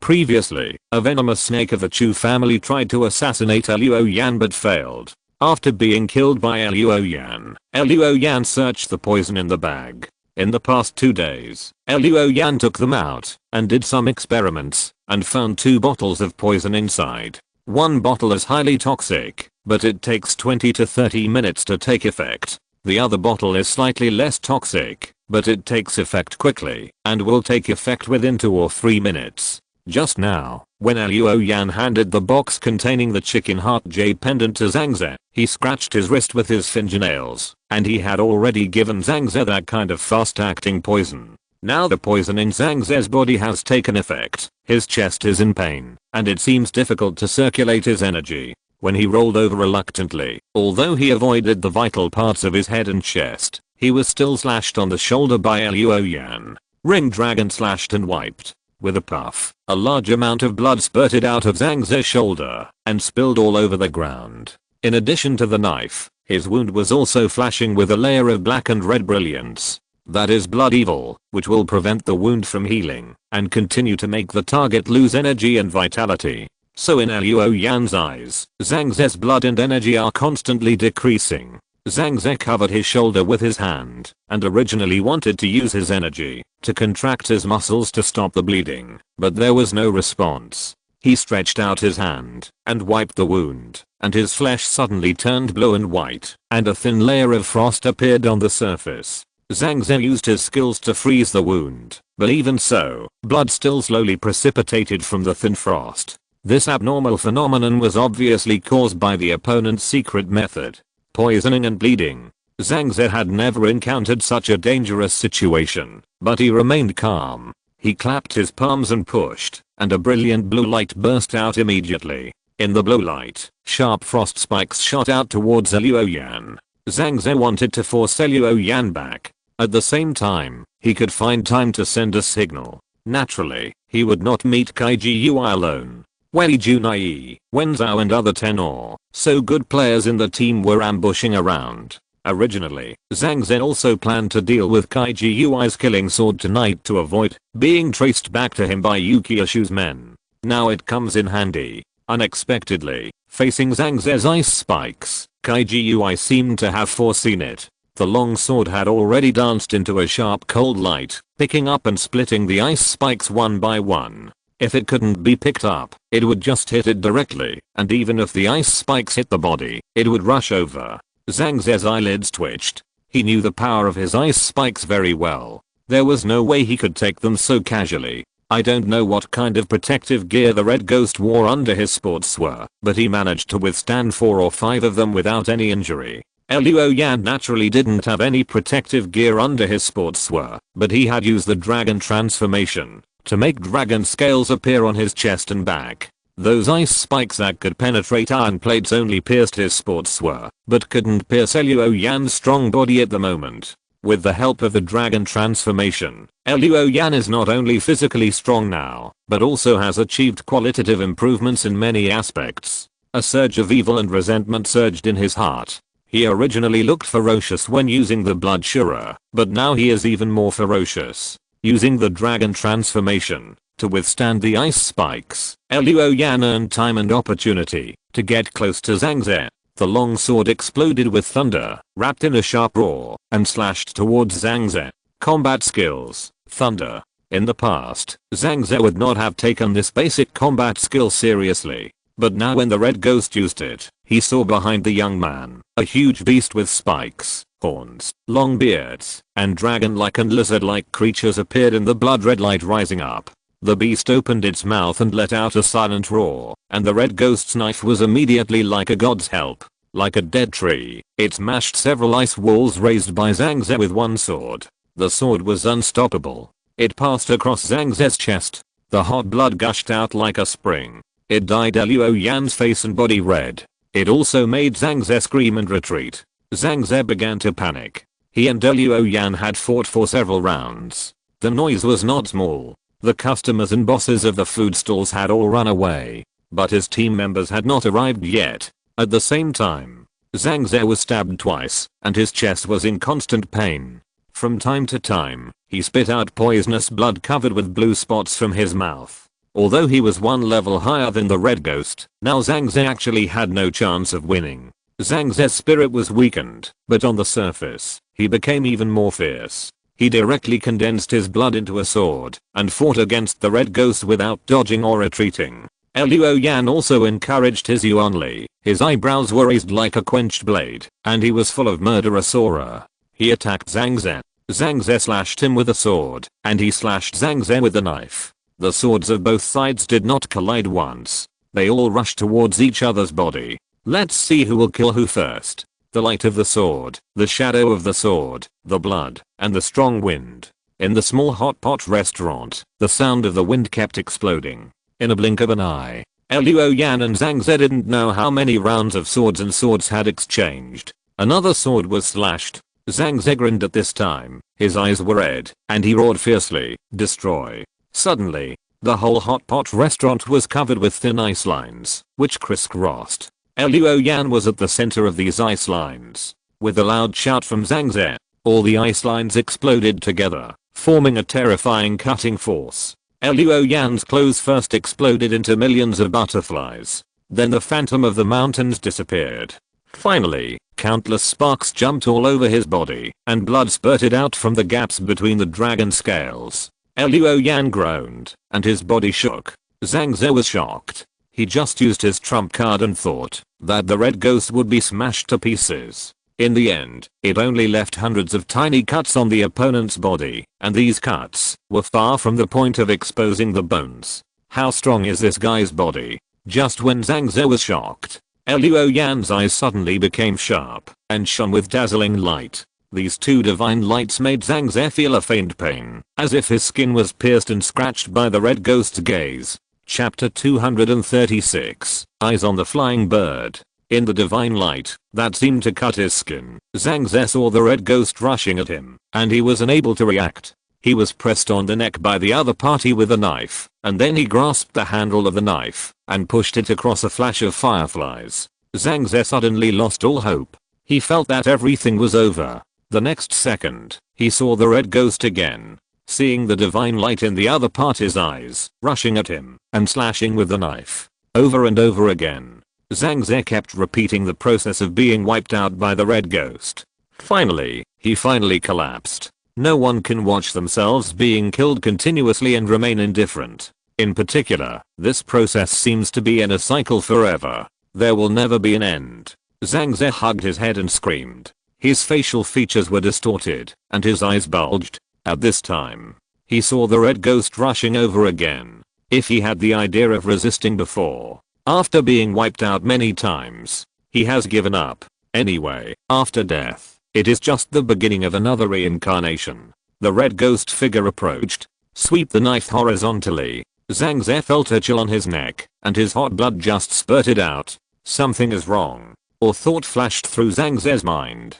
He recalled the previous reincarnations. He was killed, but no blood spurted out. Why this time? The next moment, Zhang Ze had difficulty breathing. He was like a fish on the shore, opening his mouth and trying desperately to inhale air, but he inhaled nothing. He fell to the ground with his back to the sky. He realized that, if he died this time, he would really die. No more reincarnation. No need to repeat the previous fragments. Or thoughts suddenly crossed his mind. This seems not bad. Plop.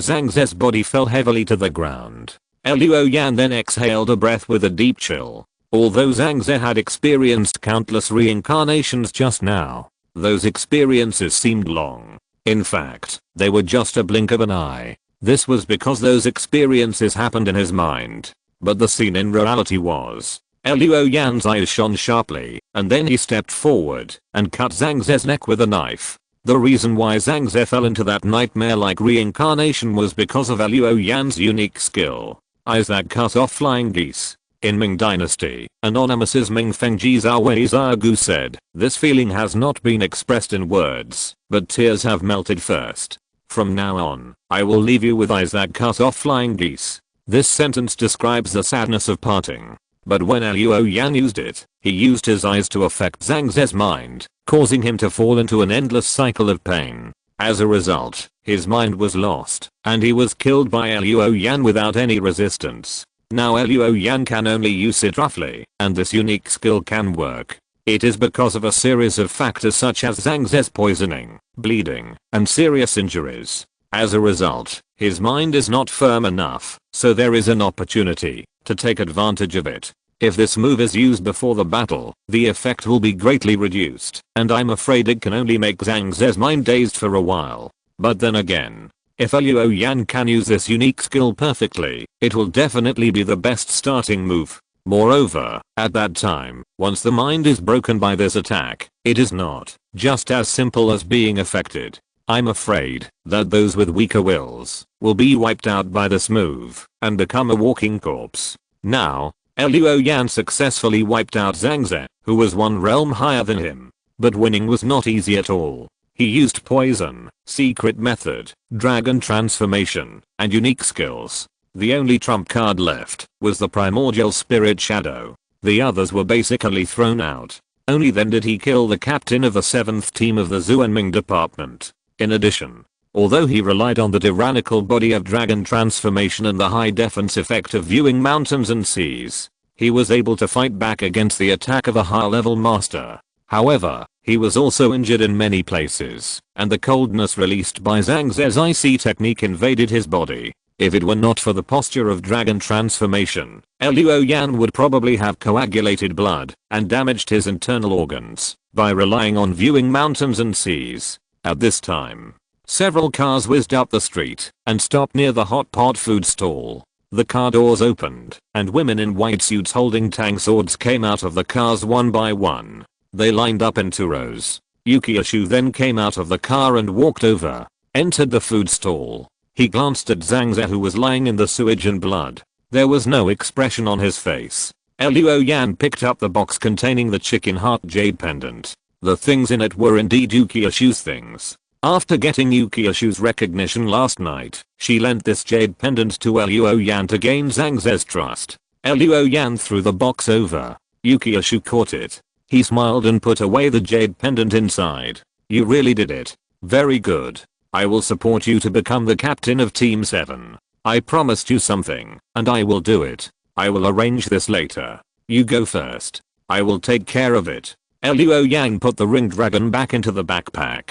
When passing by Yukiashu, the latter threw a bottle of potion to him. "Use it quickly. It will remove the cold poison in your body." Luo Yan took it, looked at Yukiashu, and did not use it immediately. He just nodded to express his gratitude, and then left quickly. Yukiashu chuckled and said, "You are cautious." Then he gestured, "Clean up this place." Then he left the food stall, and got back into the car. Asterisk asterisk asterisk the next day, Luo Yan appeared at the Qinghai Corps headquarters. He reported what happened last night. Of course, he kept some reservations. For example, he did not mention the trump card of transforming into a dragon. In addition, He attributed Zhang Ze's death more to Yukiishu's arrangement and help. Anyway, the Corps would not go to confront Yukiishu. So Luo Yan lied without blushing or beating his heart. After listening to this, Zheng Guangming nodded heavily. According to what you said, Yukiishu is indeed not a simple woman.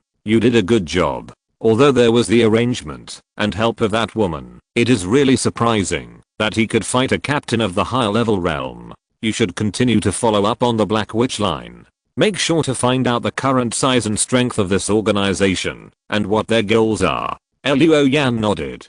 Zheng Guangming said again, by the way, Chuzhou contacted the underground city these days. Luo Yan raised his eyebrows. Zheng Guangming said, I don't know what kind of trump card he holds. He actually asked the underground city to support him and take back the business and chamber of commerce taken away by Han Dongxing. And hand you over. The underground city naturally refused and ordered him to return to the underground city immediately and take the initiative to confess the research on biological weapons. Luo Yan said, he will not come back. Zheng Guangming smiled. That's for sure. The underground city didn't expect him to cooperate. So now, we are trying to track his location. Once we find his hiding place, we will launch a thunder raid. Chapter 237. Long Talk. Guangling City. In the past month or so, because of the election of the city lord, the streets and alleys of Guangling City are bustling every day. Today, the election convoy of Yuan Hang Group comes to do publicity, and tomorrow Luo Xianai of Kaiming Heavy Industry comes to canvass for votes. There is no need to elaborate. But since Luo Xianai was exposed for suspected smuggling of giant parasites, although the election work of Kaiming Heavy Industry has not been neglected every day, the votes have continued to decline. Luo Xianai, who could have competed for the first or second place, is now in the last place. The difference with Huang Yuanhang, who is in third place, is nearly 1,000 votes. Now, the temporary leader in the votes is the Minister of Security Wu Shimo. The second place is the head of the Corps Zheng. According to this situation, the election will end in a few weeks, and the final throne of the city lord will be decided between these two people. That night, Zheng returned to his residence. No one would have thought that the residence of the head of the Corps was in an ordinary residential apartment building. 2 bedrooms, less than 60 square meters, simple. He is single and has no family, but his room is tidy and not a mess. After returning home, Zheng took out instant food from the refrigerator and put it in the microwave to heat it up. He made himself a cup of instant coffee, took a sip, and the microwave beeped, indicating that the food had been heated. Eating simple food and drinking 2 sips of coffee, he watched the news about the latest election on TV without saying a word. At this time, the doorbell rang. Zheng took out a banknote to wipe his mouth, opened the door, and saw a middle-aged man standing outside. He was not tall, his waist was bloated, and his hair was greasy. He looked like those middle-aged fat neighbors. Zheng turned aside and said lightly, "What wind blew Minister Wu here?" "Yes. This ordinary-looking greasy uncle is the Minister of Security, Wu Shimo. Of course it's the east wind." Wu Shimo picked up a bag. "I just passed by Ding Ji's roast duck shop and bought half a duck. I thought that brother Zheng should not have eaten yet at this time. How about getting a pair of chopsticks for your brother?" Zheng walked towards the kitchen and did not forget to instruct, "Remember to close the door." After closing the door, Wu Shimo looked around and sighed. "Brother, with your achievements, it's really unfair for you to live in a place like this." Zheng came out of the kitchen with a pair of bowls and chopsticks. "1 bedroom is enough for me to sleep. Why do I need to live in such a big place?" Wu Shimo smiled, put the sliced roast duck on the table and said, "I heard that you donate money to the orphanage every month. Food and accommodation are subsidized by the Corps. If I can't use up all the work points, it's just sitting there anyway. Why not buy some food for the children to increase their nutrition?" Zheng picked up a piece of roast duck with chopsticks, tasted it, and nodded. "It tastes really good." Wu Shimo chuckled. "Right thing's roast duck has always been good, especially the ducks, which are carefully raised in our city and run around in the fields every day, so of course they taste good." Zheng smiled. "That's only affordable for you, Minister Wu. Nowadays, these fish, shrimp, pigs, geese, and live poultry are raised. Not ordinary people can afford them." Wu Shimo smiled and said, why do we work so hard? Isn't it to let the people live back to the days of peace and prosperity they used to have? So, Brother D, let me tell you something from the bottom of my heart. The position of the city lord can be taken by either you or me. Actually, I don't think it makes any difference. But Brother D, you are good at leading troops in battle. When it comes to management, that's another matter. Zeng picked up a piece of roast duck for him. So Minister Wu is here to be a lobbyist tonight. Wu Shimo sighed. Isn't it because he wants us to not make our relationship too stiff? Whoever wants to be the city lord doesn't matter. I'm here to say this to you, brother. I want to be the city lord, and I absolutely support your work. This giant beast fell from the sky and drilled out from the Yama space. It doesn't mean that they will stop if we stop exploring the surface. Besides, if it weren't for your army to protect our underground city, I don't think many people would be able to have a peaceful meal. So those who called for a stop to surface exploration are all stupid. A rare smile appeared on Zeng's stern face. Is Minister Wu a soulmate of mine? D. I don't dare to be a soulmate, but I know a little about what Brother D is thinking. Wu Shimo put down his chopsticks and sighed. Like Brother D, I also hope to drive the giant beast out of the surface, so that everyone can return to live on the surface. We are human beings, not mice. Even if we can survive in the underground city for a while, can we still live a lifetime? Even if we can survive, what about our descendants? Do we have to let them live in such humiliation? No, absolutely not. Wu Shimo waved his hand. Then he said, so, I hope that you, Brother D, can support me in becoming the city lord. In turn, I will fully support you in carrying out surface work. Support each other, that's my idea. No one is perfect. I believe that it is impossible for you, Brother D, to manage the underground city while carrying out surface work. Me too, so we should support each other and work as one. In this way, neither Huang Yuan Hang nor Luo Xianai can influence our work. Zeng took a sip of coffee and did not respond, but kept smiling at Wu Shimo. Wu Shimo laughed dryly and took out a photo from his pocket. Pushed it to Zeng.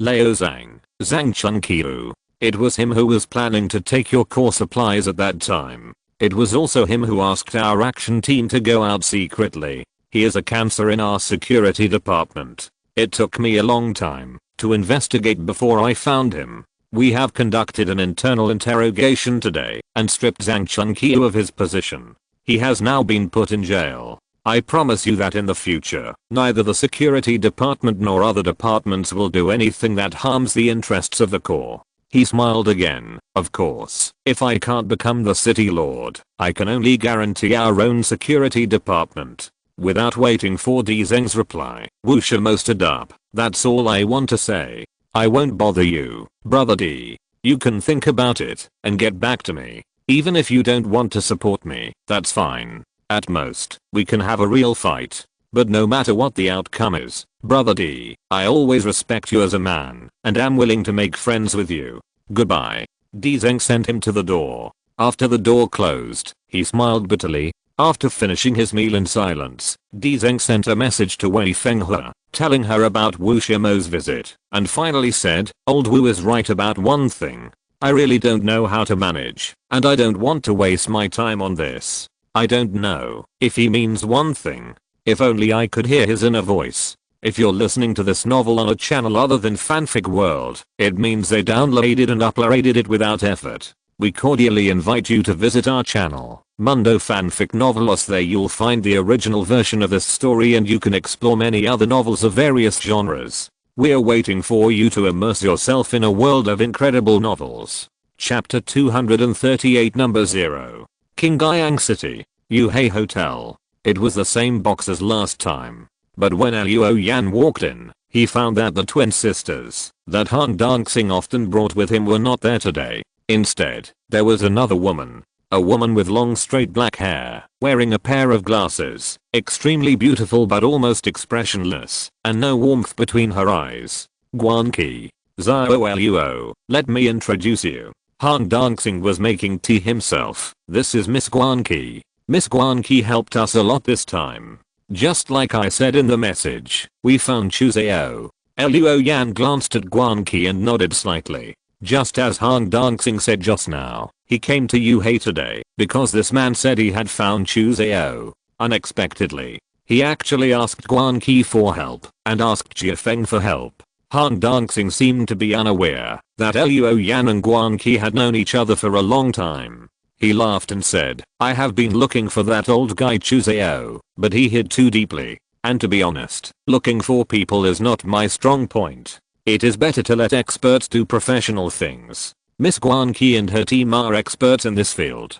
Guanqi responded politely, I don't deserve it. Then he put a tablet on the table. Chu Zhao's hiding place is here. In a small town in the wilderness more than 200 kilometers away from the underground city. The town was originally a base, but it was abandoned later. But now it seems that this is just a superficial phenomenon. The Chu family should have secretly taken over the town and made a lot of arrangements in secret. We found that the power station in the town is operating normally and has tap water supply. There is a small food processing plant that can meet the daily needs of hundreds of people. This is the photo we took with a drone. A photo appeared on the computer screen, showing an office building. Looking in from the window, you can see an old man working inside. This old man is Chu Zhao. Han Dancing looked at Luo Yan. Student Luo, when do you think we should take action? Action? Luo Yan looked at the computer and said, we don't have to take action ourselves. Chu Zhao is now wanted criminal. If there is any action, it will be the Qingyang city government that will take action. Can you give me the coordinates of this town? Asterisk asterisk asterisk nameless town. Night. Chu Zhao stood by the window, looking at the town with lights flickering in the darkness. This is one of his trump cards. When this surface base was abandoned 2 years ago, Chu Zhao used his financial resources and influence to secretly take over without alerting anyone. Then, a huge experimental base was built underground. The laboratory and the breeding garden is just used to do some research on branch projects and to use the forbidden area where it is located to collect some cells and data of giant beasts. Dad, it's windy here. Let's go inside. Chu Xianmei came over with a coat. He put the coat on his father. Chu Zhao looked out the window and said, I have forgotten how long it has been since I last saw the real night sky. He pointed to the sky above the town and said, look, after there are no humans on the earth, the night sky has become clearer and more beautiful. I remember that nights like this could only be seen when I was a child in the countryside. Chu Zhao turned around and said softly, time flies. He looked at his daughter. I still remember that when you were just born, I was held in the arms of the nurse. Just open your eyes and look at me. At that time, I swore that I, Chu Zhao, would spend my whole life protecting you. Protect my family. Unfortunately, I can't protect your mother. But those people in Qingyang City don't try to bully my children. Chu Xianmei supported his father. Dad, can Qingyang City agree to our request? Chu Zhao smiled. No, Zero can be put into actual combat. Later, I will let it perform a little bit. After seeing its performance, I believe Qingyang City knows what to do. Unfortunately, the success of number 0 was an accidental event, and it is difficult to replicate. So until now, including the one that was destroyed, we have 10 experimental subjects. They all come from number 0. But none of them can compare to number 0. They can't break through the upper limit of ordinary life forms and reach the specifications of behemoths. Otherwise, let alone Qingyang City, even other underground cities will have to live under the face of our Chu family in the future. Chu Xianmei asked in a low voice, Dad, what exactly is number 0? Chu Zhao glanced at her and said, you'll know soon. They left the office, and the wind blew, lifting several documents on the table. One of the documents was blown to the ground. On that document, there was a photo. The photo seemed to be a culture tank, but it was so huge that people standing in front of it were like ants. There was a vague black shadow in the culture tank, and the black shadow occupied almost every corner of the culture tank. At this moment, outside the town, on a high slope, figures gradually leaned out and looked at the brightly lit town below. Shen Biao put down the telescope and sighed. If it weren't for the information provided by Zhao Luo this time, I'm afraid it would take us a while to find this town. wearing black clothes and black pants, with Xing on his back. Luo Yan lay on the ground next to Shen Biao. The night wind blew his black hair, and under the flying hair, a pair of red eyes were like a blazing and bright flame, burning quietly in the dark night. He looked at the office building in Guanqi's photo and said, Chuzeo's family should live in that building. Shen Biao nodded. He had just looked through the telescope and saw that the small building was heavily guarded. It was indeed possible that Chuzeo lived in that building. Our mission this time is to find out what Chuzeo's trump card is. Of course, judging from the last incident, Chuzeo may have other biological weapons, and more than one. But if that's all, it shouldn't be enough to challenge the underground city. So we have to find out his details, so that the core can use heavy troops to attack this town. This is a top priority. If we can capture Chuzeo and his children, while ensuring the top priority, it would be great. Therefore, Zio Luo and I will investigate that building later. You go investigate other places. Remember, try to act in secret. After a while of explanation, Shen Biao made a gesture. Everyone separated and the action began. Luo Yan slid down the slope with Shen Biao. After he got the coordinates of this town during the day, he notified the core. The core quickly planned this operation. Luo Yan also asked to participate. That's why he is with Shen Biao now. After sneaking into the town, Luo Yan and Shen Biao moved silently among the buildings. Probably to avoid attracting attention. There were very few people in the buildings on the ground. This was a bargain for Luo Yan and Shen Biao. Not long after, they arrived near the office building. Outside the office building, there was a circle of barbed wire and several off-road vehicles parked. There were also mercenaries patrolling around. It seemed that sneaking in was not an easy task. Chapter 239, Man-Made Behemoth. After taking a few more glances at the office building, Zhenbao gestured for Luo Yan to follow him. The two left the building, walked through the shadows, and came to a spacious and silent street with no one. Luo Yan carefully scanned the surroundings with the eye of true suchness to confirm that there were no biological light groups nearby. At this time, Shen Biao opened a sewer manhole cover and climbed down the vertical ladder on the wall of the manhole. After Luo Yan also came to the sewer, Shen Biao said, the office building of Chuzeo used to be the command center of the base. The basement and sewer network are connected for emergency evacuation. We can use this to sneak into the building.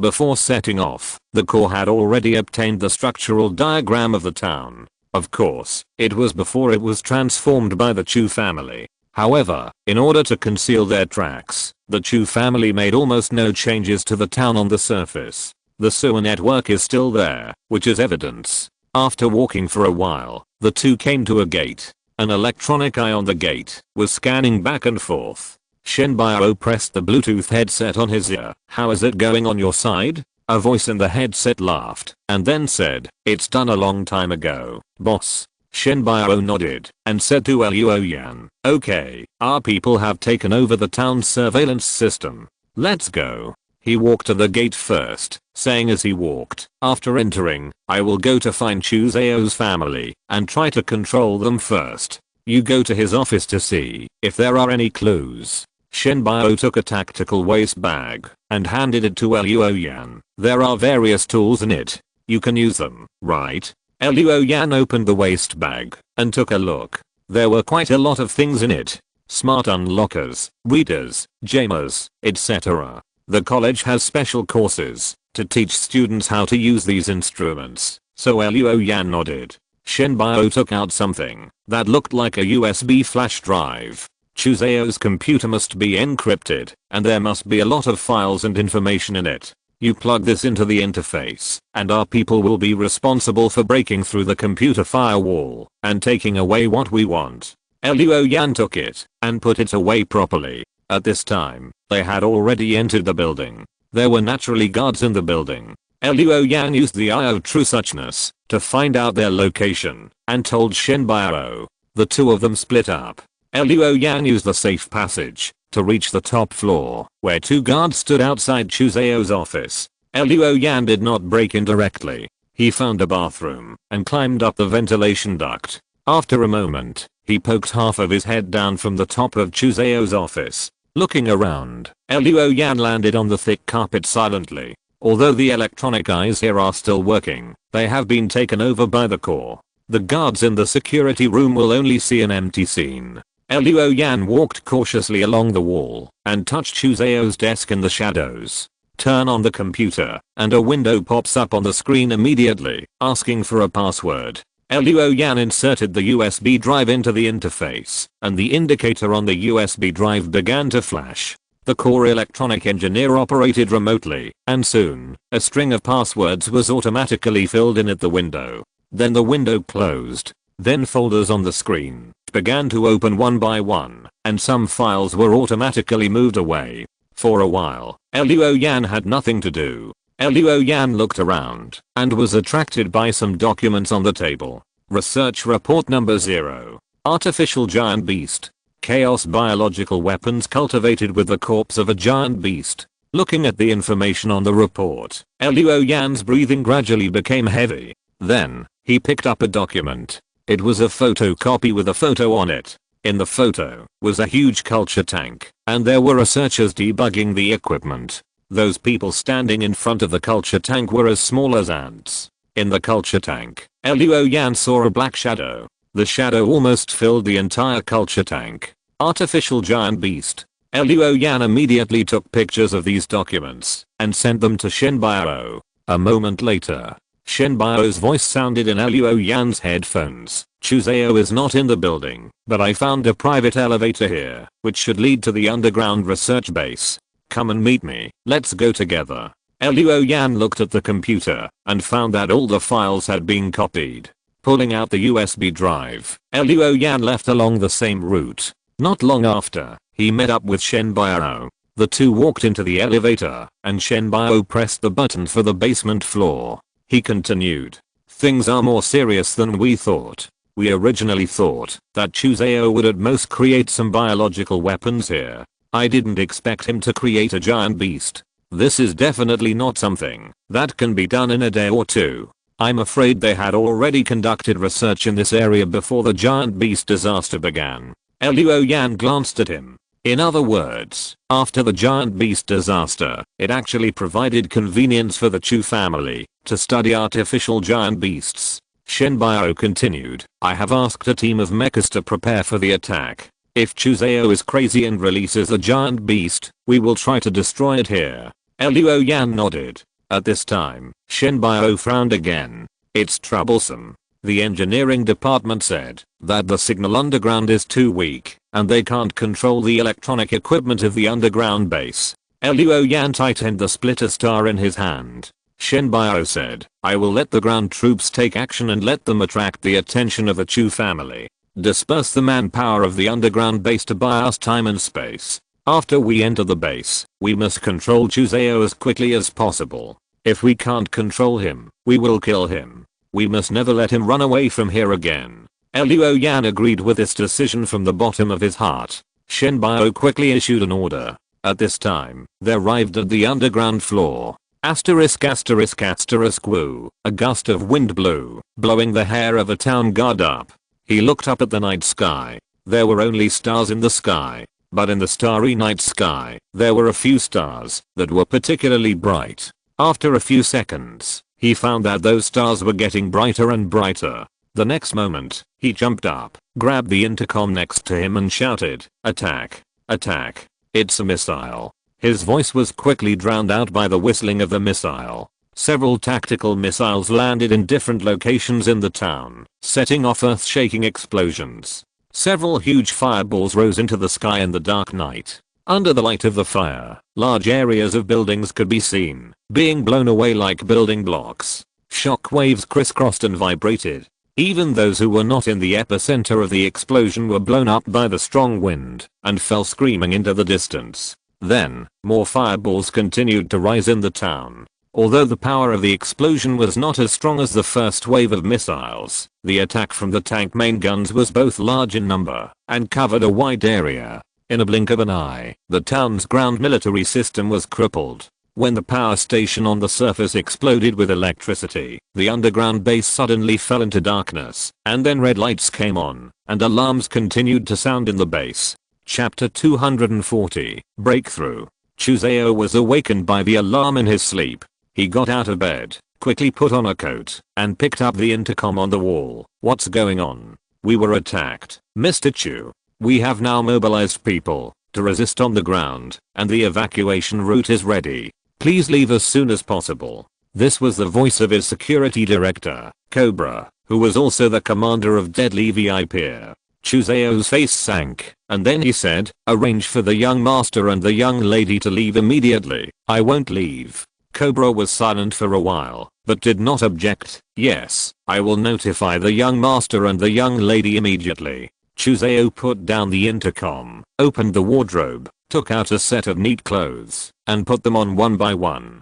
After he put on the suit and tied the bow tie, there was a bang on the door. Chu Zao opened the door. Outside the door were his son Chu Xian'ai and daughter Chu Xianmei. Chu Xianmei immediately shouted, Dad, hurry up and go with us. Chu Xian'ai also said, yes, Dad, it's not safe here anymore. Chu Zao looked at them, smiled and said, I'm not leaving. It's obvious that the underground city is not going to negotiate with me. They won't let me go. If I go with you, you will be in danger. You hurry up and leave. As long as I stay here, the underground city won't notice you. The Chu siblings wanted to say something, but Chu Zao waved his hand, and two guards pulled them away.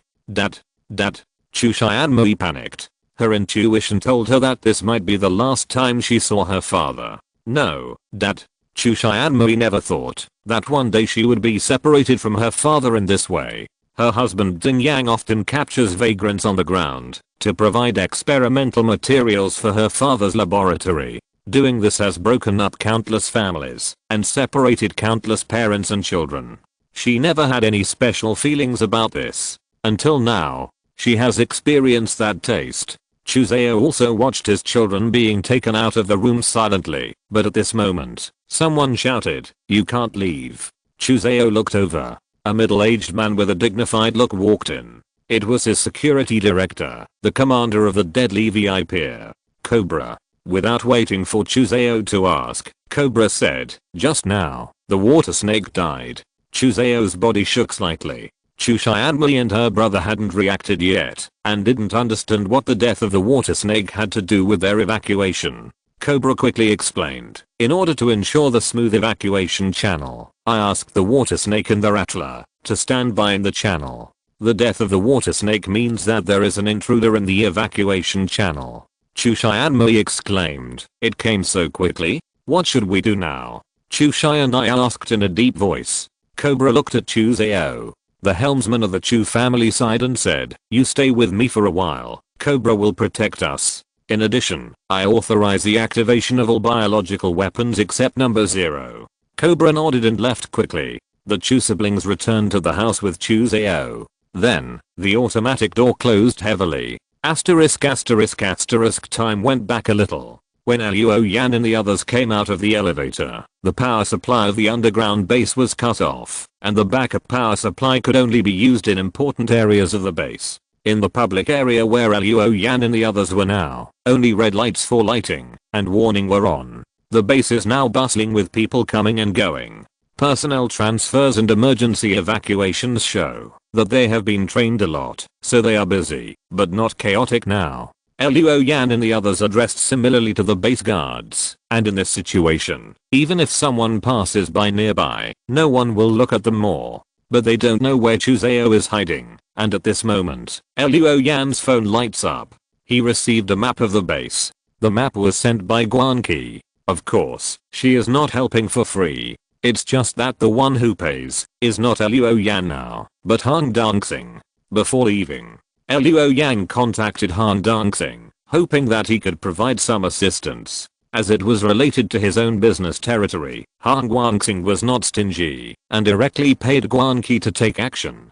Before Luo Yan and his team arrived at the town, Xing Feng had already sneaked into the town. So now this base map was provided to Luo Yan. Luo Yan showed it to Shen Bio and said frankly, it was sent by Han Dongxing. Shen Bio saw that he did not hide anything, and he felt good about him. He was not polite, and took the phone. After checking it, he pointed to a place. Here, Luo Yan looked. It was a residential area with key mocks. The word Chu could explain a lot of problems. Then, Luo Yan saw an evacuation passage nearby. He looked up at Shen Biao, who nodded. The two knew where to go to find Chu Zhao. Now that the town was under attack, Chu Zhao must evacuate. This passage was the only way. Soon, they found the evacuation passage, but it was different from other places. It was heavily guarded. Luo Yan and his team looked at each other. Shen Biao rushed over first. Now he was not afraid of exposing his identity. What matters is to stop Chu Zhao as soon as possible and not let him run away. In a blink of an eye, gunshots, explosions, and screams rang out. Luo Yan followed Shen Biao and had already gone deep into the passage without making any moves. While running, Luo Yan suddenly grabbed Shen Biao and gestured to a room not far ahead. Shen Biao understood what Luo Yan meant. There was someone in the room. In Luo Yan's eye of true suchness, he saw a group of human-shaped grey light in the room. Obviously, the man was lurking in the room, just waiting for the two of them to pass by, and then suddenly attacked. Luo Yan took out a few grenades with an expressionless face. Shen Biao smiled, picked up a corpse on the ground casually, and exerted force. He smashed the corpse into the room, and the door was immediately smashed open.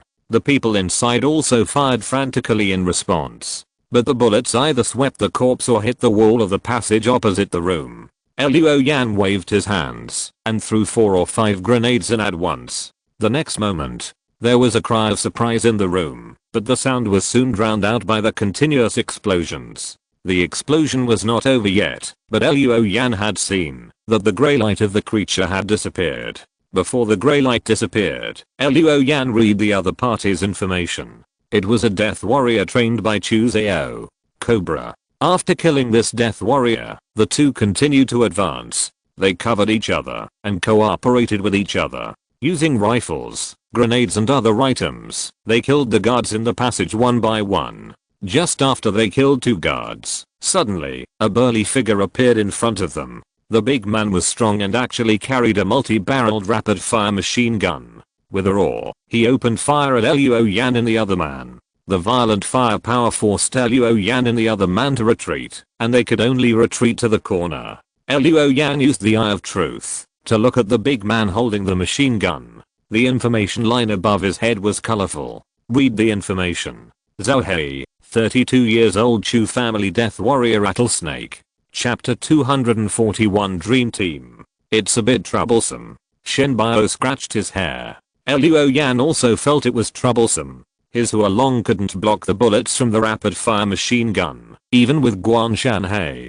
If it was a rifle, he could still go for it. The rapid-fire machine gun was absolutely impossible. One bullet was enough to break a person's hands and feet, and blast a hole as big as a bowl into a person's mouth. Facing such a killing weapon. Anyway, Luo Yan felt that even a high-level realm would not dare to face such artillery fire. In addition, they were now in the passage, with almost no extra space to dodge the bullet flow, and it was impossible to go around the back of the rattlesnake to attack. At this time, Shen Biao looked at the rifle on his hand rifle. It would be nice if I could see the target's position.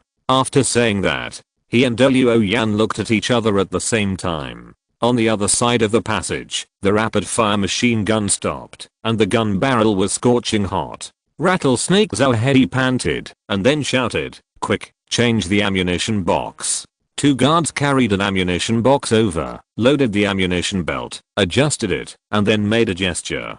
Zhao Hei picked up the machine gun again. At this moment, he heard gunshots from another corner of the passage, but he didn't pay attention to it. But in the next second, on the left side of his body, a bullet drilled out of the wall. This bullet did not explode out of the wall, but the wall was like an illusion, as if it did not exist. There was no physical collision. The bullet seemed to have drilled through an illusion, and then when Zhao Hei felt something was wrong, and turned his head, it drilled into his head, and crashed out from the other side. Puff! A flower of blood spurted out of the back of Zhao Hei's head. He opened his eyes wide. The body holding the machine gun fell heavily. Then there were continuous gunshots in the passage at the corner. Then 4 or 5 bullets broke the wall and hit the heads of several other guards, killing them one by one. Suddenly, all the people in this passage were killed. Luo Yan and Shen Biao walked out. Looking at the corpse on the ground, Shenbao stretched out his hand and put it on Luo Yan's shoulder. My penetration plus your eye of vision is a dream combination.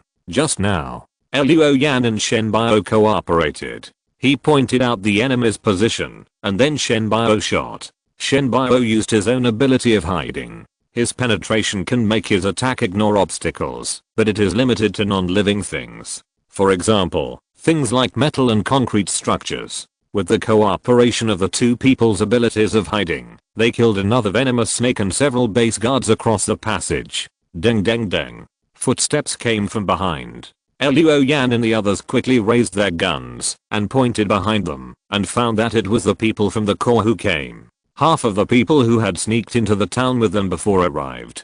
With these people's reinforcement, the next advancement will be easier. But just when Chuseo's room was approaching, bursts of beast-like roars sounded from the back of the passage, and a strong fishy smell rushed in quickly. Luo Yan and the others all stopped. Shenbao looked back and saw that at the corner of the passage ahead, there were inhuman black shadows reflected on the wall. Then, a dark shadow rushed in. It seemed to run too fast, so it hit the wall, leaving a pool of green liquid.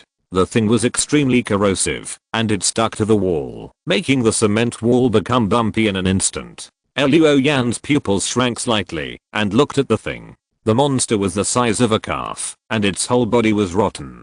From time to time, green liquid could be seen dripping from its black hair. It had a cat-like face, but the skin and flesh of half of its face were rotten, exposing the bones. In the deep eye sockets, two groups of pale green flames burned, emitting a ferocious light. A row of white teeth, as the mouth opened, were exposed to the air. From its open mouth, a human arm fell, and the flesh on it was still steaming. Then, two more monsters appeared. Some of them were crawling on the ceiling, and some were floating in the air without wings. There were 3 monsters in total, staring at Luo Yan and the other humans, and making tentative roars. Biological weapons. The monsters except number 0 have been released from the base. Looking at the 3 monsters, Shenbao said in a deep voice, "We will deal with these things. Zio Luo, you go and greet the Chu guy." Luo Yan nodded, whispered be careful, and turned away without any other nonsense. When the gate was in sight,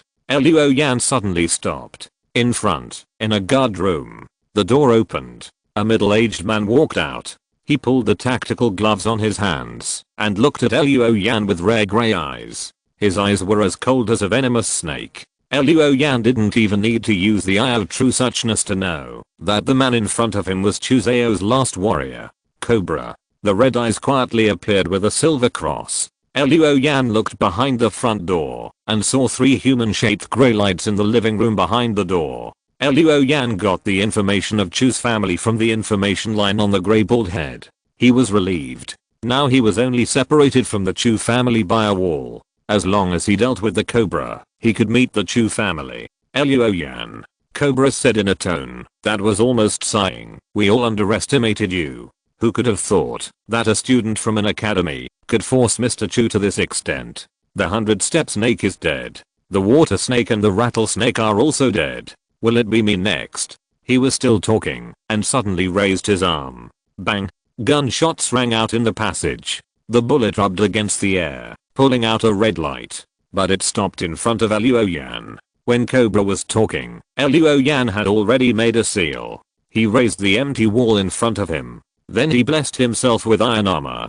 Finally, he released a phantom wolf. This set of mysterious arts combination has been practiced skillfully in the past month. He can now use it without thinking, relying on muscle memory. Empty wall blocks bullets. Iron armor is added. The illusion wolf led the way. Luo Yan strode forward and rushed towards the Cobra. The Cobra laughed and muttered, "Sure enough, these little tricks are useless." He raised his other hand, and 3 rays of light in his hand turned and raised. He whipped the wolf beast that was rushing towards him, and pushed the phantom wolf away. He retracted his arm again, and the 3 rays of light combined together. It turned out to be a silver shining war spear. It seems that this weapon can be disassembled into a 3-section staff, or combined into a long spear. After combining the long spear, the Cobra took 2 steps forward, ignoring the phantom wolf, and the silver spear was like a white snake out of a stream, stabbing at Luo Yan's face. At the same time, in the light of the cobra's yuanli, a silver-scaled python phantom condensed. The snake shadow opened its mouth and spit out its snake tongue. It roared silently at Luoyan. The yuanli around Luoyan rose, and the phantom of the mountains condensed. At the same time, he secretly used the dragon transformation to make dragon scales appear on important positions such as the chest, lower abdomen, and back. Chapter 242, Killing the Snake. Originally, it was inconvenient to use a spear in an environment like the passage. But since Cobra dared to use it, there must be a reason for it. Luoyan did not dare to underestimate it. Even though he had just killed a high-level realm not long ago, he did not dare to underestimate Cobra, an opponent of the intermediate level 5. A lion will do its best to fight a rabbit. No matter what kind of opponent you face, you should take it seriously and go all out. This is the most basic courtesy. Facing Cobra's stabbing spear, Luoyan raised his arm and pushed it to the side with the splitting star. Cobra's grey pupils shrank slightly. He felt the terrifying power transmitted from the other end of the spear. A student of the intermediate level actually has such strength? If we only talk about strength, the power contained in Luoyan's push has exceeded his intermediate level 5. Suddenly, the silver spear was pressed into an arc by the fierce power of the splitting star. At the same time, the phantom wolf had taken the opportunity to pounce, moving flexibly between the ground and the wall, and pounced on Cobra's head. Cobra suddenly let go, and the silver spear immediately bounced and returned to a straight line. He dragged his gun back, avoiding the phantom wolf's attack. Then he shouted. The gun trembled and swept across the wall. This move confused Luoyan. Then, Luoyan activated the prophet. The light body model immediately made a prediction. Facing an opponent like Cobra, who was at the intermediate level 5, the light body model had to predict a large number of readings, making the edge of the model a little fuzzy. But it still predicted that when Cobra's gun swept across the wall, the long gun would disintegrate into 3 sections. Then it would bounce on the wall and the ground, and finally the gun head would peck at Luoyan's lower abdomen like a poisonous snake. In addition, since this guy is called Cobra, Luoyan would feel that he was not worthy of his name if the gun blade was not stained with poison. Just as the light body model predicted, Cobra's long gun swept across the wall and immediately disintegrated and returned to 3 sections. Then it bounced on the wall and the ground in a Z shape. The gun head stabbed Luoyan's lower abdomen. The next second, there was a ding sound. The collision of elemental forces produced a roar. In the air, Cobra saw that Luoyan seemed to have foresight. He slashed down with his sword and cut the tip of his spear, blocking the spear's attack route. Cobra's grey pupils shrank. His fighting skill Spirit Snake has never failed. It ignores the environment. In fact, the more complex the environment, the more advantageous it is to him. But he didn't expect that Luoyan would break it when he used it for the first time today. He felt a thump in his heart. After Luoyan blocked this shot, he stepped forward and stepped on the ground. At the same time, he leaned forward and slashed the long sword with the momentum of splitting the mountain, slashing towards the opponent's face. At this time, Cobra opened his mouth, and silver light flashed in his mouth. Luoyan made a prompt decision, put away his sword, and dodged to the side. A little silver light passed in front of his nose. He could see clearly that it was a silver needle. Cobra continued to spit out silver snakes from his mouth. Although Luoyan had viewing mountains and seas, and transforming into dragons to strengthen his defense, he was afraid that the needle was poisonous, and was unwilling to attack, like he did when fighting Zhangze. At that moment, the long sword flew up and down, blocking or chopping the incoming silver needles. The Cobra took the opportunity to retract the spear, then danced a little cold light, and cooperated with the silver snake phantom to pierce the phantom wolf. The energy condensed into the wolf beast was shattered, and the phantom wolf gradually disappeared. Luoyan did not change his face, stepped forward, and splitting star outlined the phantom, and fought a series of dazzling, like a stormy confrontation with the Cobra. The spear and sword kept hitting each other. Ding ding dang dang sounded non-stop. Every time the weapons of both sides hit, sparks would collide. When the two figures crossed, the energy brilliance entangled together. The silver snake phantom overlapped with the peaks of thousands of mountains. The snake was fierce and the mountain was steep. For a while, no one could do anything to the other. After another tough confrontation, Luo Yan stepped back and retreated 3 meters away. The cobra did not pursue him either. He panted slightly and adjusted his state with the help of breathing. On the other side, Luo Yan's energy suddenly exploded. Bright yellow flames rose up like a violent volcano. At the same time, Luo Yan's eyes were filled with fierceness. The longer he maintained the transformation into a dragon, the deeper and stronger the rage and fierceness in his heart became. As a result, the shadow of the mountains was slightly distorted by the fierceness, and vaguely formed the outline of an unknown beast. Suddenly, the cobra was icy cold. The shadow on Luo Yan's body seemed to come alive, no longer just a special presentation of the technique. Explosion. Charge. In an instant, Luo Yan's unknown tall body burst out with a momentum that frightened the cobra. At this moment, Luo Yan seemed to have turned into an unstoppable beast, and the fierce light in his red eyes was breathtaking. The cobra shouted to give himself courage, and the spear turned into a fierce, weird, tricky, and poisonous python, trying to lick a piece of flesh from Luo Yan. The two figures quickly merged together and quickly separated. The battle suit on Luo Yan's chest exploded into a mass of black flocks, exposing his chest with dragon scales underneath. A large amount of blood splashed out from Cobra's shoulder, and the deep wound that could be seen to the bone almost tore off his entire arm. After the two separated, they turned around. Then they pounced on each other again. Cobra's gun was handed to his left hand, moving like a snake, and its flexibility seemed to be not much different from holding it with his right hand. Luo Yan didn't yell, but he didn't roar. But the scarlet in his eyes was as rich as blood, and the corners of his mouth were slightly raised. His eyebrows were like quenched fire, revealing a crazy murderous intent. During the collision between the knife and the gun, the nameless beast behind Luo Yan bit the silver python phantom of Cobra. A clear sound. Cobra's silver gun was cut off by Luo Yan's sword. Then Luo Yan turned around and stepped forward. Cobra raised his hand. Wait, Before he finished speaking, he spurted out a wave of blood from his head to his chest. After the broken gun body fell to the ground, the last assassin opened his eyes wide and fell straight down. He fell in a pool of his own blood. Asterisk asterisk asterisk in the living room. Chu Xian'ai was loading a pistol. Such a simple action made him sweat profusely. In front of him, Chu Xian'ai kept turning in circles, which made him annoyed. Finally, he couldn't help but yelled, "Stop turning."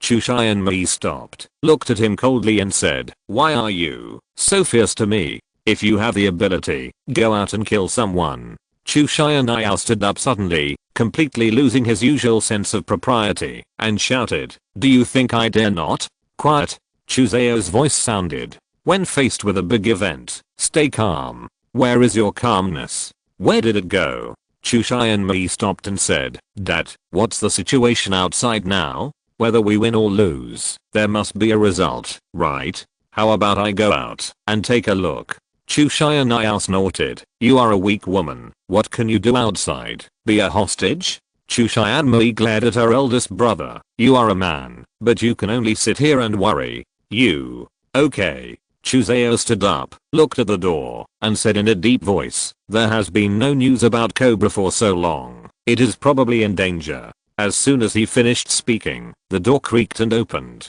Chapter 243 Emergency Activation Protocol. The door opened little by little. Chu Zhao and the other two people's hearts also sank little by little. As the door opened, gunshots, roars, and shouts of killing continued to come from outside. There was also a winding blood trail, like a snake, swimming into the door and into the thick carpet. Chu Zhao was fine. Chu Xian'ai was also calm. Chu Xian'ai's face was pale.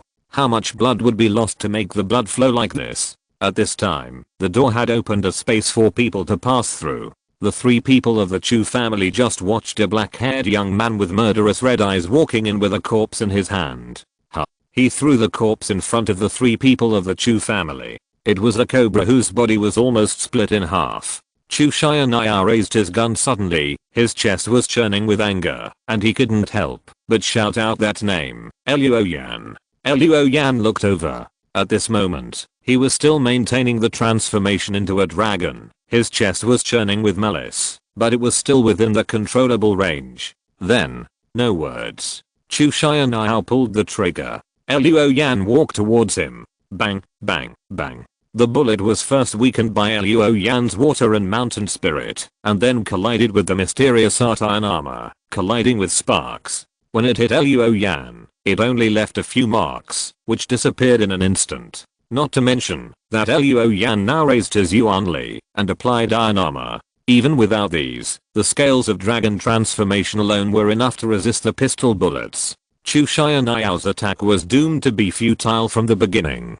Just like that, Luo Yan walked in front of him, face to face with this middle-aged man. Chu Xianniao fired again. The bullet penetrated the Yuan Li and the mysterious art continuously, and when it hit Luo Yan's eyebrows, it bounced back and turned into a stray bullet. It passed by Chu Xianniao's cheek. Immediately, Chu Xianniao's cheek was bleeding. Chu Zhao shouted at this time, "Wait." Before he finished speaking, Luo Yan had already punched Chu Xianniao in the abdomen. Chu Xianniao bounced up, and the clothes on his back exploded into thousands of butterflies. The clothes were torn into pieces. He fell to the ground, holding his stomach, his eyes wide open, almost bursting. There was no sound from then on. "You killed him?" Chu Xianmei screamed uncontrollably. "You killed my brother. You are a devil. Why do you want to kill all of our Chu family? You." A cold light flashed in Chu Xianmei's eyes. Then she took a few steps back.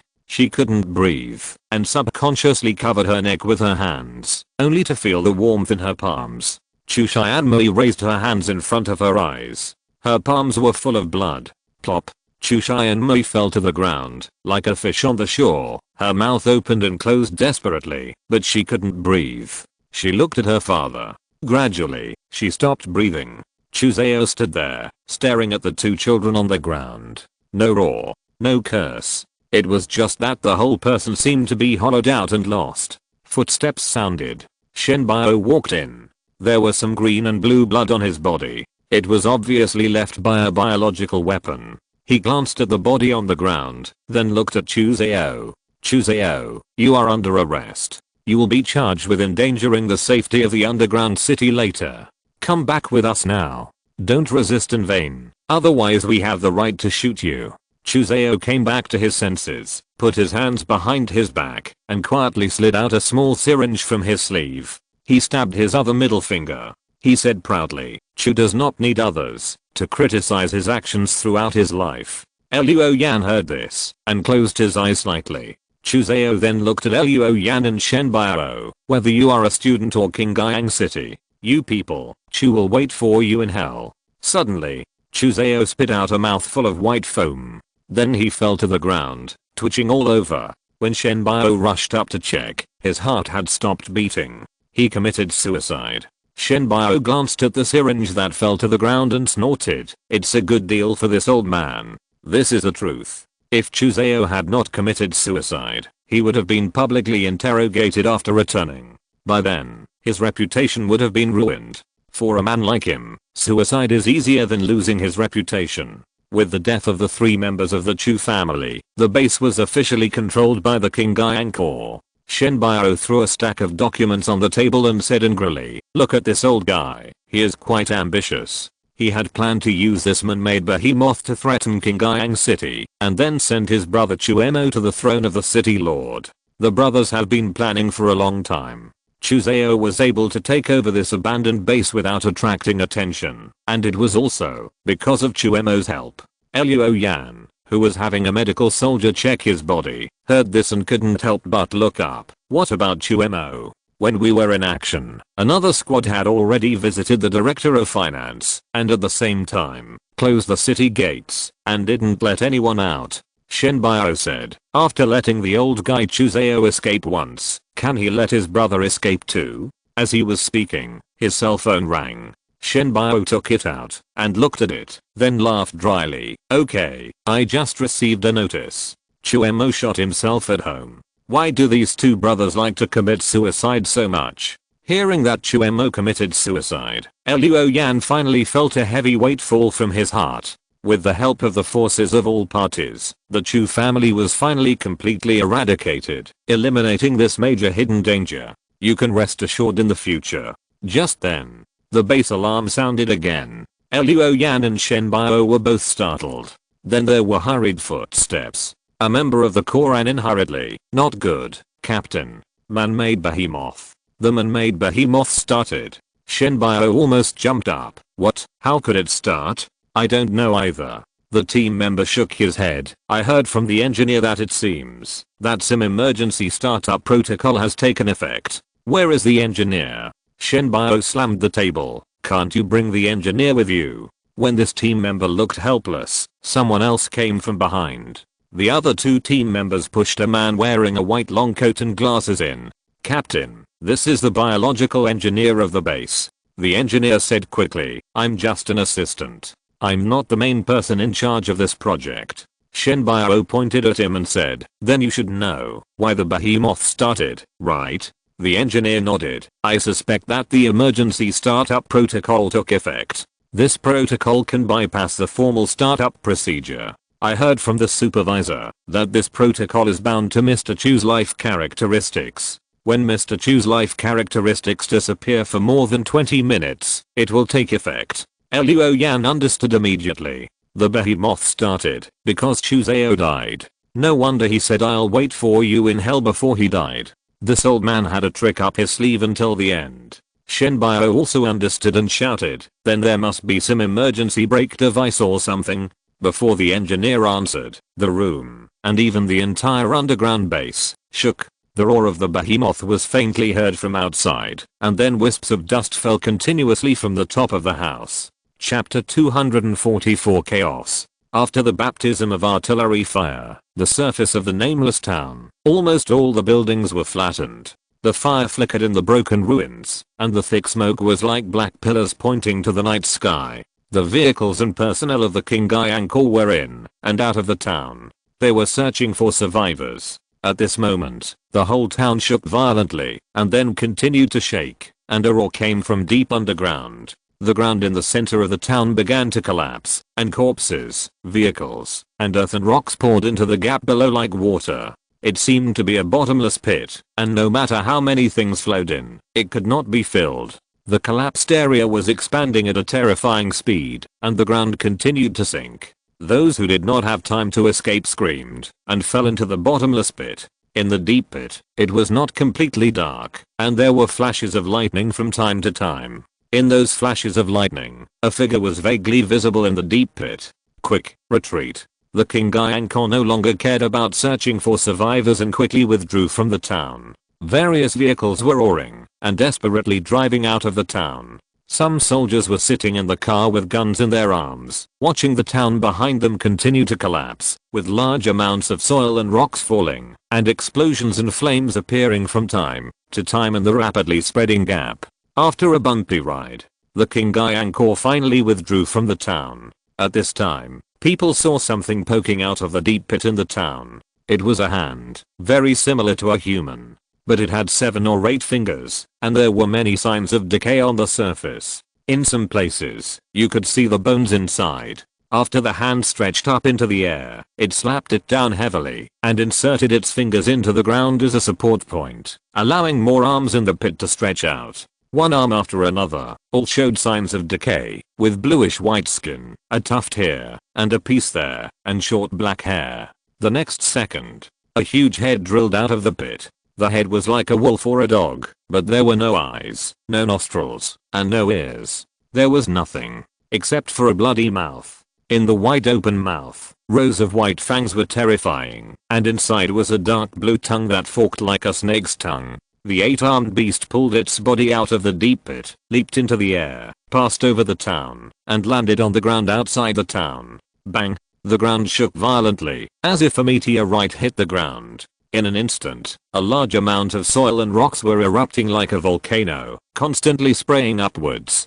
Then, a rain of stones began to fall from the sky. Stones as small as round tables and as big as mountains fell down with a crackling sound. The various vehicles of the Corps tried their best to dodge, but there were always some that could not dodge in time. It was okay to be hit by smaller rocks, but those that were almost as big as mountains would turn the vehicles and the people inside into meat patties. So soon, there were more dark red blocks on the ground. The giant beast that fell to the ground, standing up like a person, had 2 disproportionately small wings on its back. It has no eyes on its head, but on its back, there are countless eyeballs of different sizes and colors. They are densely packed and cover the entire back. Those eyeballs seem to act independently and look in all directions. At this time, a big mouth opened in the belly of the giant beast, and a roar resounded through thousands of miles. The roar could be faintly heard even in the forbidden area hundreds of kilometers away, and even in the Earth Dragonstone plain.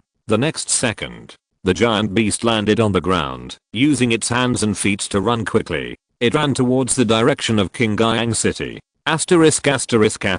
Just when this artificial giant beast was urgently started. In Jiuying City, in the Chu mansion, the old housekeeper suddenly heard a beep sound. He searched for a while. Finally, he found Chuseo's bedroom. This place had been searched by the Jiuying Corps, and all the valuable things had been moved away. The entire bedroom was almost empty, except for some beds and tables and chairs. The sound seemed to come from underground. The old housekeeper called 2 workers and asked them to remove the carpet and pry open the floor. They found a safe hidden underneath, and the sound that kept ringing came from the safe. In the dark night, the artificial giant beast Chaos had just run a distance in the direction of Jiuying City. Suddenly, there was a sharp whistle that broke through the air, and then fireballs rose from the head, back and other parts of the giant beast. In the flickering firelight, huge figures like gods were reflected in the dark night.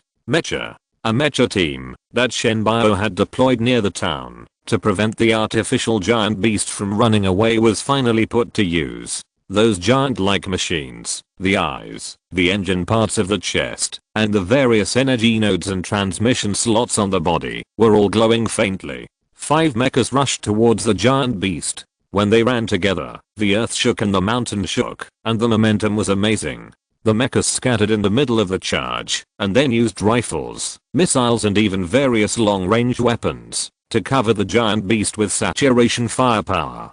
The man-made monster didn't have time to make any moves before its body was engulfed by the flames that exploded all around. Under the attack of bullets and missiles, its body was like a tree falling into a mudslide, uncontrollably shaken by the artillery fire. This bombing made the convoy near the town feel like it was in a storm, with shock waves from the bombing sweeping in one after another. Some off-road vehicles were forced to retreat uncontrollably, and even armored vehicles and tanks were shaking. After the bombing, which lasted for nearly 1 minute, thick smoke and sparks were flying at the location of the monster. The earth was blown open layer by layer, forming a crater that was dozens of meters above the ground. In the crater, a chaotic roar sounded, and then in the fire and smoke, people saw the monster staggering to its feet. Then the figure split to the left and right, as if the monster was blown in half. What kind of man-made beast is this? It's only capable of this, just like a lower level beast. After all, it's man-made. It can move, which is already amazing. In the team channel, the team members discussed it. Captain Zhang Yingbo didn't think so. He looked at the beast radar and his pupils shrank slightly. Originally there was only 1 beast spectrum signal, but now there are 2. Zhang Yingbo shouted immediately, "Be careful, that thing is not dead." As soon as the voice fell, suddenly, a shadow crashed out of the black smoke. Chaos. It jumped into the air, let out a sharp roar, and pounced on a mecha. 7 or 8 arms were either punching or tearing. The 2 big mouths on the head and abdomen were biting wildly. In just a few seconds, Zhang Yingbo saw the arms, parts, antennas, and engines of the mecha flying out one by one through the panoramic window. The driver in the mecha screamed, "It can't be opened. The emergency escape pod can't be opened. Save me." Then there was no sound. End of this chapter. Thank you very much for reaching the end. Don't forget to like. Looking for more exclusive content and immediate access? Subscribe to our Patreon. Remember, every like, subscription, or donation encourages us to continue. Thanks to everyone. See you in the next video.